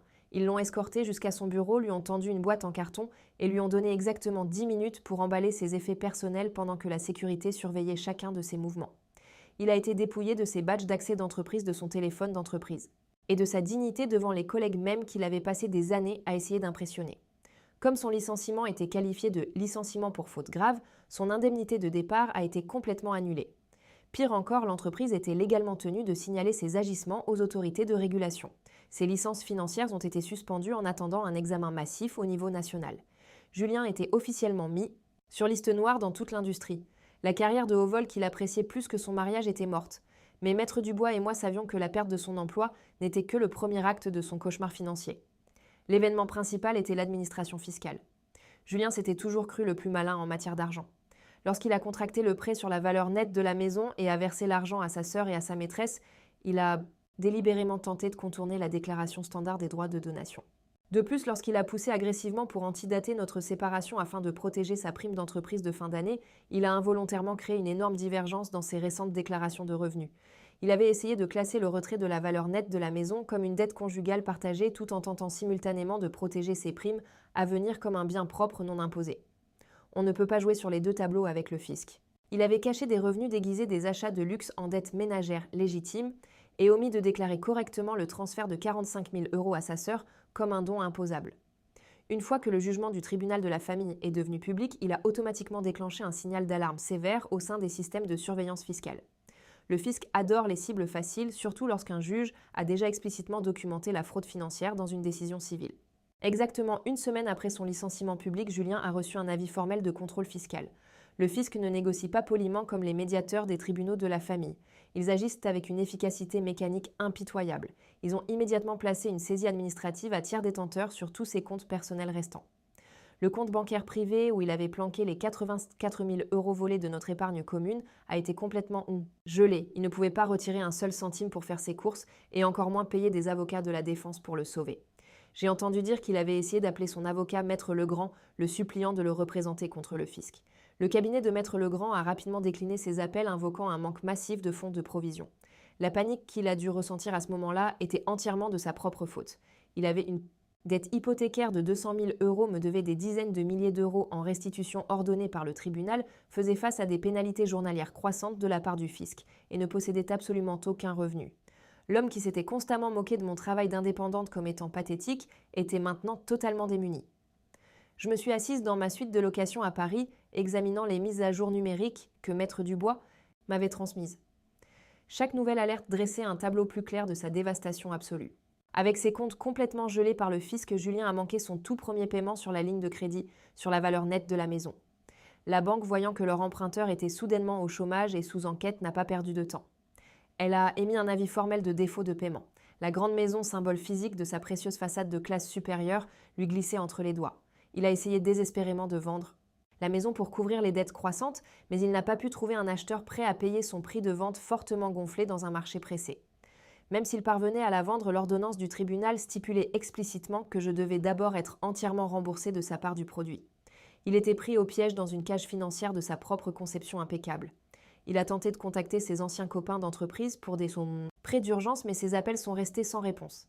Le réseau riche qu'il avait désespérément cultivé l'a complètement abandonné dès que son nom a été officiellement associé à la fraude et aux contrôles fiscaux. Il était un paria complet dans sa propre ville. Il n'avait plus personne vers qui se tourner, sauf la famille, qu'il avait joyeusement aidé à creuser sa propre tombe. Dépouillé de sa dignité et de ses comptes bancaires, Julien a été contraint de rassembler les vêtements qu'il pouvait faire tenir dans une seule valise et d'abandonner la maison avant que la banque ne la saisisse formellement et ne verrouille pour les portes. Il n'a eu d'autre choix que de retourner en rampant chez Béatrice. Le cadre arrogant qui s'était moqué de moi lors d'un dîner à 2000 euros retournait maintenant dans sa chambre d'enfant, entraînant une avalanche de problèmes fiscaux directement à la porte de sa mère. La poésie de sa ruine était à couper. Le souffle. Pendant que Julien était occupé à suffoquer sous le poids de ses contrôles fiscaux, sa sœur Sophie vivait sa propre chute spectaculaire dans la réalité. Karim n'a pas hésité ni vacillé dans sa résolution. Le matin suivant notre victoire explosive au tribunal, il a officiellement demandé un divorce très agressif. Karim était un homme méticuleux qui a construit son cabinet d'architecture à partir de rien et il a appliqué cette même précision au démantèlement de son mariage avec une parasite financière. Comme Sophie avait volontairement et sciemment accepté 45 000 euros de la valeur nette de mon mariage volé, l'équipe juridique de Karim a immédiatement déposé une injonction financière d'urgence contre elle. Ils ont fait valoir avec succès au juge que la participation active de Sophie à un crime financier coordonné exposait leur ménage commun à de graves responsabilités légales et à d'éventuelles récupérations.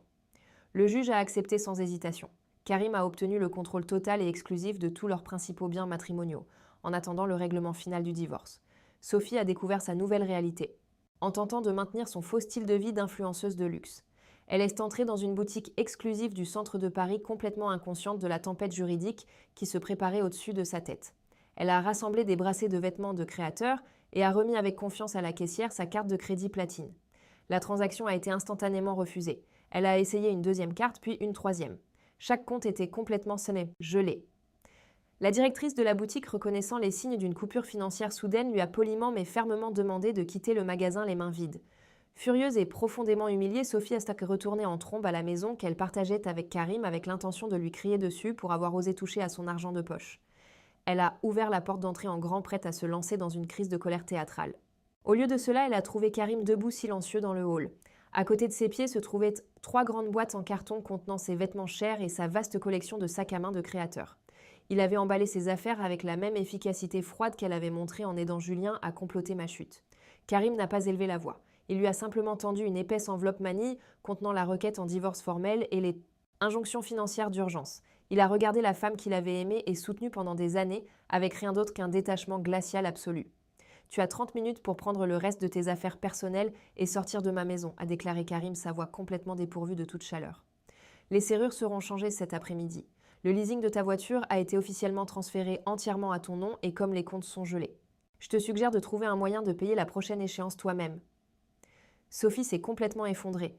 La femme arrogante qui m'avait méprisée de l'autre côté de la table du restaurant s'est effondrée sur le parquet sanglotant et suppliant Karim de lui pardonner. Elle a essayé de blâmer sa mère, elle a essayé de blâmer Julien. Elle a prétendu qu'elle ne faisait que suivre les conseils de sa famille et qu'elle n'avait aucune idée que l'argent était réellement volé.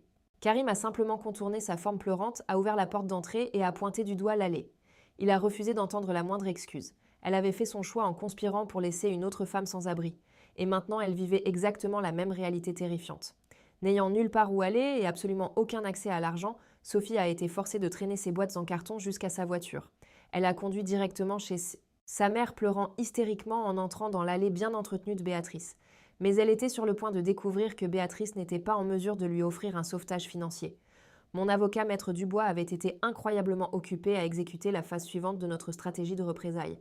Comme Béatrice avait sciemment accepté des fonds volés et avait activement encouragé l'achat illégal d'un véhicule de luxe en utilisant la haie. Valeur nette de ma maison, elle était pleinement impliquée dans le stratagème de transfert frauduleux. Maître Dubois a intenté des poursuites civiles agressives contre son patrimoine personnel. Pour s'assurer qu'elle ne puisse pas cacher ou transférer de l'argent avant que le tribunal ne statue sur son implication, le juge a autorisé un gel temporaire des principaux comptes bancaires de Béatrice. Béatrice a appris le gel de ses actifs de la manière la plus publiquement, humiliante imaginable. Elle s'était rendue à son club exclusif cet après-midi-là, essayant désespérément de maintenir sa façade de richesse, malgré les rumeurs tourbillonnantes sur la défaite spectaculaire de Julien au tribunal. Elle s'est assise avec son groupe habituel d'amis de la haute société, commandant des cocktails coûteux et se plaignant bruyamment de la façon dont le système juridique était profondément partial envers les hommes qui réussissent comme son fils.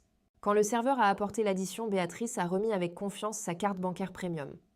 Le serveur est revenu quelques minutes plus tard, l'air incroyablement mal à l'aise. Il l'a informé devant toute la table de riches socialites que sa carte avait été refusée par la banque émettrice. Le visage de Béatrice est devenu d'un rouge cramoisi brillant. Elle a sorti frénétiquement son téléphone pour vérifier son application bancaire pour trouver un avis rouge vif indiquant que ses comptes étaient sous séquestre judiciaire en attendant une enquête pour fraude civile. Mais l'humiliation financière n'était que le début de sa ruine absolue. Les femmes assises moins à table avec elle ne se sont pas proposées pour payer l'addition. Elles s'en n'ont pas offert de sympathie. Dans le monde insulaire et axé sur les ragots de la haute société, la vérité sur le procès s'était déjà répandue comme une traînée de poudre incontrôlable. Ces femmes avaient lu les transcriptions publiques dossiers du tribunal. Elles savaient exactement ce que Béatrice avait fait. Elles savaient qu'elle avait activement conspiré pour voler sa propre belle-fille afin de financer une liaison illicite. Une par une, les femmes riches se sont levées de la table, ont pris leur sac à main de créateur et sont parties sans lui dire un seul mot. Elles l'ont complètement coupée. Elle était officiellement une paria sociale bannie en temps 1. Permanence de la seule communauté qu'elle appréciait. Lorsque Sophie est arrivée chez Béatrice sanglotant à propos de l'expulsion de Karim, elle a trouvé sa mère assise dans le salon sombre, serrant une carte de crédit refusée et regardant fixement le mur. Béatrice avait perdu sa position sociale, sa réputation impeccable et l'accès à sa richesse, le tout en un seul après-midi. À la fin de la semaine, la belle maison de banlieue que Béatrice appréciait tant était devenue une prison toxique et étouffante. Julien a emménagé dans sa chambre d'enfant, traînant avec lui ses énormes dettes fiscales et son chômage absolu. Sophie a occupé la chambre d'amis, se plaignant amèrement de ses comptes gelés et pleurant sa carrière d'influenceuse morte. Béatrice arpentait les couloirs furieuse et déshonorée. Ils étaient tous piégés ensemble sous un même toit complètement fauché, profondément amer, et se retournant constamment les uns contre les autres. Les personnes même qui avaient conspiré pour détruire ma vie se déchiraient maintenant dans les ruines misérables et suffocantes de leur propre création. Les dominos avaient enfin fini de tomber et le silence qu'ils ont laissé derrière eux était absolument magnifique. Il s'était écoulé exactement 4 semaines depuis que le verdict du tribunal avait brisé leur illusion d'invincibilité. Je quittais le hall d'entrée en verre élégant de mon nouveau bureau d'entreprise à Paris, tard un vendredi soir. Le ciel s'était soudainement ouvert, déversant un déluge torrentiel qui a trempé les rues animées de la ville. Je me suis tenue sous l'auvent architectural profond, protégé des intempéries, en attendant que mon chauffeur privé amène la voiture à l'entrée principale. J'étais enveloppée dans un manteau de cachemire sur mesure, mon esprit entièrement concentré sur la fondation philanthropique que je lançais officiellement le lendemain matin. Puis j'ai entendu une voix rauque et désespérée appeler mon nom par-dessus le bruit fort et rythmé de la pluie battante. Je me suis retournée lentement pour voir 2 silhouettes émerger des ombres sombres du parking adjacent. Mon cerveau a mis une fraction de seconde pour enregistrer exactement qui ils étaient. Julien et Béatrice. Ils étaient absolument méconnaissables. Les costumes sur mesure impeccables et les blazers de créateurs coûteux avaient complètement disparu. Julien portait un imperméable froissé et mal ajusté, le visage émacié, mal rasé et d'une pâleur maladive. Béatrice avait l'air encore pire. Ses cheveux parfaitement coiffés étaient plaqués contre son crâne par la forte pluie, ses chaussures en cuir coûteuses entièrement ruinées par les énormes flaques de boue qui se formaient sur le trottoir en béton. Ils avaient manifestement attendu devant mon immeuble de bureau pendant des heures, complètement désespérés, ayant retrouvé ma nouvelle adresse professionnelle grâce au registre public des entreprises. « Camille, s'il te plaît, attends !» a crié Julien, se précipitant en avant que le service de sécurité de mon immeuble ne puisse l'intercepter. Il s'est arrêté juste avant l'auvent sec, tremblant violemment sous la pluie glaciale. « Nous devons te parler tous deux. » Suite, s'il te plaît, donne-nous juste 5 minutes de ton temps. Je l'ai regardé avec une indifférence absolue et inébranlable. Le cadre arrogant qui s'était moqué de ma carrière et avait volé mes économies d'urgence se tenait maintenant dans une flaque sale, suppliant désespérément pour une fraction de mon attention. De quoi pourrions-nous bien avoir à discuter ? Julien, ai-je demandé, ma voix perçant nettement le bruit fort de l'orage. L'ordonnance du tribunal des affaires familiales était explicitement claire. Il vous a été ordonné de ne pas me contacter en aucune circonstance en dehors d'un conseil juridique formel. Nous n'avons plus de conseil juridique, a crié Béatrice en s'avançant pour rejoindre son fils ruiné sous la pluie battante. Sa voix s'est brisée, brusquement dépourvue de toute l'arrogance du cercle privé qu'elle avait utilisé comme arme contre moi pendant 7 longues années. Ils nous ont laissé tomber, Camille. Nous ne pouvons pas nous permettre les honoraires astronomiques. Les banques ont officiellement pris la maison ce matin. La saisie a eu lieu. Nous sommes expulsés aujourd'hui. Béatrice est tombée à genoux sur le béton mouillé. La grande matriarche moralisatrice de la haute société était à genoux dans une flaque sale de Paris, sanglotant de manière incontrôlable, tandis que la pluie s'abattait sur son visage. « S'il te plaît, Camille, nous sommes une famille. Tu ne peux pas nous laisser nous noyer comme ça. Nous avons fait de terribles erreurs. But, nous sommes toujours une famille. Famille, ai-je répété, laissant le mot rouler sur ma langue comme un concept complètement étranger. La famille ne change pas les serrures de la porte d'entrée au milieu d'un orage. Lassé. Famille à qui ne volent pas les économies d'urgence pour acheter des véhicules de luxe à des maîtresses enceintes. Vous avez complètement perdu le droit d'utiliser ce mot la nuit où vous vous êtes assise à ce restaurant et avez souri pendant que votre fils essayait de me mettre à la rue. Julien s'est approché les yeux hagards, injectés de sang et frénétique. C'était Chloé, a-t-il plaidé, jetant complètement sa maîtresse enceinte sous le bus, sans la moindre hésitation. Elle m'a manipulé, Camille. Elle m'a séduit et m'a fait croire que je devais protéger mes biens de toi. J'étais confus, j'étais stressé par la lourde charge de travail au cabinet. Je n'ai jamais voulu te faire de mal, je t'aimais. Donne-moi une autre chance. Je peux être un meilleur mari. Nous pouvons arranger ça et recommencer. La pure lâcheté de son excuse était stupéfiante à voir. C'était un homme adulte, un ancien directeur financier senior, et il se tenait sous la pluie, accusant agressivement une stagiaire de 26 ans de sa propre fraude financière calculée. « Tu n'avais pas l'air confus quand tu as vidé mon compte en banque. » Julien, ai-je répondu doucement en croisant les bras. « Tu avais l'air incroyablement fier de toi. Tu as planifié une embuscade très coordonnée pour briser mon esprit. Tu pensais pouvoir me dépouiller de ma dignité et me forcer à absorber tes dettes massives. Tu ne me veux de retour que maintenant parce que tu as vu le document bancaire certifié avec 45 millions d'euros imprimés dessus. Tu ne m'aimes pas. Tu aimes dans ma valeur nette. » Mon chauffeur a arrêté l'élégante voiture noire au bord du trottoir, les phares brillants perçant les sombres rideaux de pluie. Le chauffeur est sorti et a rapidement ouvert la portière arrière pour moi, gardant un œil méfiant et protecteur sur les 2 silhouettes mains trempées et désespérées qui bloquaient sur le trottoir public. Béatrice a tendu une main tremblante et humide vers mon manteau en cachemire. « Camille, je t'en supplie à genoux. Juste, un petit prêt, juste assez d'argent pour nous aider à trouver un appartement de base en location. Sophie n'a absolument plus rien. Karim a tout gelé. Nous n'avons nulle part où aller ce soir. Le fisc a pris tout le reste. » J'ai baissé les yeux sur Béatrice, ne ressentant absolument rien d'autre qu'un vide profond et glacial. Je me suis souvenu exactement comment elle avait ri quand Julien m'avait dit de payer l'addition de 2000 € du restaurant. Je me suis souvenu d'avoir lu son texto disant à Julien de s'assurer que l'ordure parte sans rien. « Tu as dit à ton fils que je n'apportais absolument rien à la table, ai-je dit, ma voix résonnant d'une finalité absolue. Tu as dit que je n'avais pas ma place dans votre monde exclusif. Eh bien Béatrice, c'est ma table maintenant, et aucun de vous n'y a une place. » Je me suis détournée d'eux, je suis montée dans l'intérieur chaud et sec de ma voiture et j'ai fermé la lourde portière avec un bruit sourd. À travers la pluie, j'ai vu Julien s'effondrer enfin, tombant à genoux juste à côté de sa mère en pleurs. Ils sanglotaient dans tous les deux sur le trottoir mouillé, complètement brisé, totalement démunis et complètement seuls dans la ville immense. La voiture s'est éloignée doucement du trottoir, se fondant dans le trafic lumineux de la ville, les laissant derrière dans la tempête sombre qu'ils avaient eux-mêmes créée. La finalité absolue de cette nuit pluvieuse a... Paris a marqué la fin de mon implication directe avec Julien But. Les conséquences de ses actes ont continué à défaire sa vie avec une précision spectaculaire. J'ai appris les détails de son isolement ultime quelques semaines plus tard, par l'inévitable bouche à oreille de connaissances communes qui étaient impatientes de partager sa chute dramatique. Julien était retourné à Paris complètement trempé, totalement vaincu et confronté à la dure réalité d'une expulsion imminente. Il s'est traîné jusqu'à l'appartement de luxe qu'il avait loué pour Chloé, espérant désespérément trouver un semblant de réconfort ou de soutien de la part de la femme pour laquelle il avait détruit son mariage.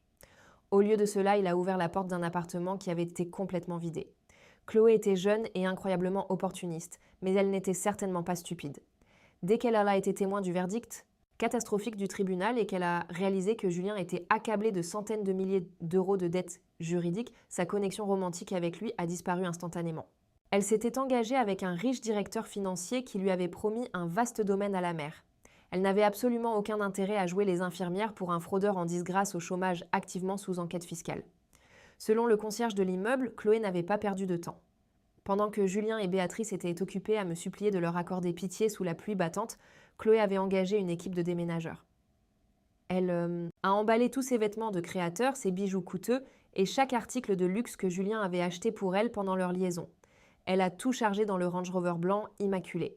Comme Julien avait arrogamment mis le titre du véhicule entièrement à son nom pour cacher l'actif pendant notre divorce, il n'avait absolument aucun recours légal pour l'arrêter. Elle possédait légalement la voiture que la valeur nette de ma maison avait payée. Et elle l'a conduite hors de sa vie sans un regard en arrière. Elle lui a laissé une seule note griffonnée à la hâte sur le comptoir de la cuisine nue. Elle a explicitement déclaré qu'elle retournait chez ses parents et a promis de lui envoyer les documents officiels de pension alimentaire dès la naissance du bébé. Elle n'a pas laissé d'adresse de réexpédition. Elle n'a pas offert un seul mot de sympathie pour sa carrière ruinée ou ses comptes bancaires gelés. Elle l'a simplement jeté de la même manière qu'il avait essayé de me jeter. Julien s'est resté debout complètement seul dans un appartement vide et résonnant qu'il ne pouvait plus se permettre de louer. Sa carrière bien rémunérée était morte. Sa réputation dans l'industrie était définitivement brisée. Sa mère et sa sœur se noyèrent dans leur propre crise financière massive, totalement incapables de lui offrir un abri ou une aide. Sa maîtresse enceinte l'avait abandonné en portant avec elle les derniers de ses biens volés. Les cercles sociaux riches dont il avait passé des années à essayer désespérément d'infiltrer lui avaient longtemps complètement tourné le dos. Il avait bêtement sacrifié toute sa vie pour une illusion creuse de pouvoir absolu et maintenant il était complètement isolé de tout le monde. Pendant que Julien était occupé à naviguer dans la destruction totale de sa propre création, je me tenais sur la vaste terrasse enveloppante de mon nouveau penthouse parisien. J'ai regardé le lever du soleil matinal peindre l'imposante ligne d'horizon de la ville dans des tons brillants d'or et de pourpre. L'air frais du matin semblait incroyablement pur. J'ai pris une gorgée lente et délibérée de mon café noir, savourant le silence absolu et inébranlable d'une maison qui m'appartenait entièrement. Il n'y avait plus de commentaires arrogants sur mes choix de carrière, plus de regards condescendants d'une belle-mère toxique et absolument aucune responsabilité financière cachée, menaçant d'écraser mon avenir. Il n'y avait qu'une paix profonde, durement gagnée et farouchement protégée.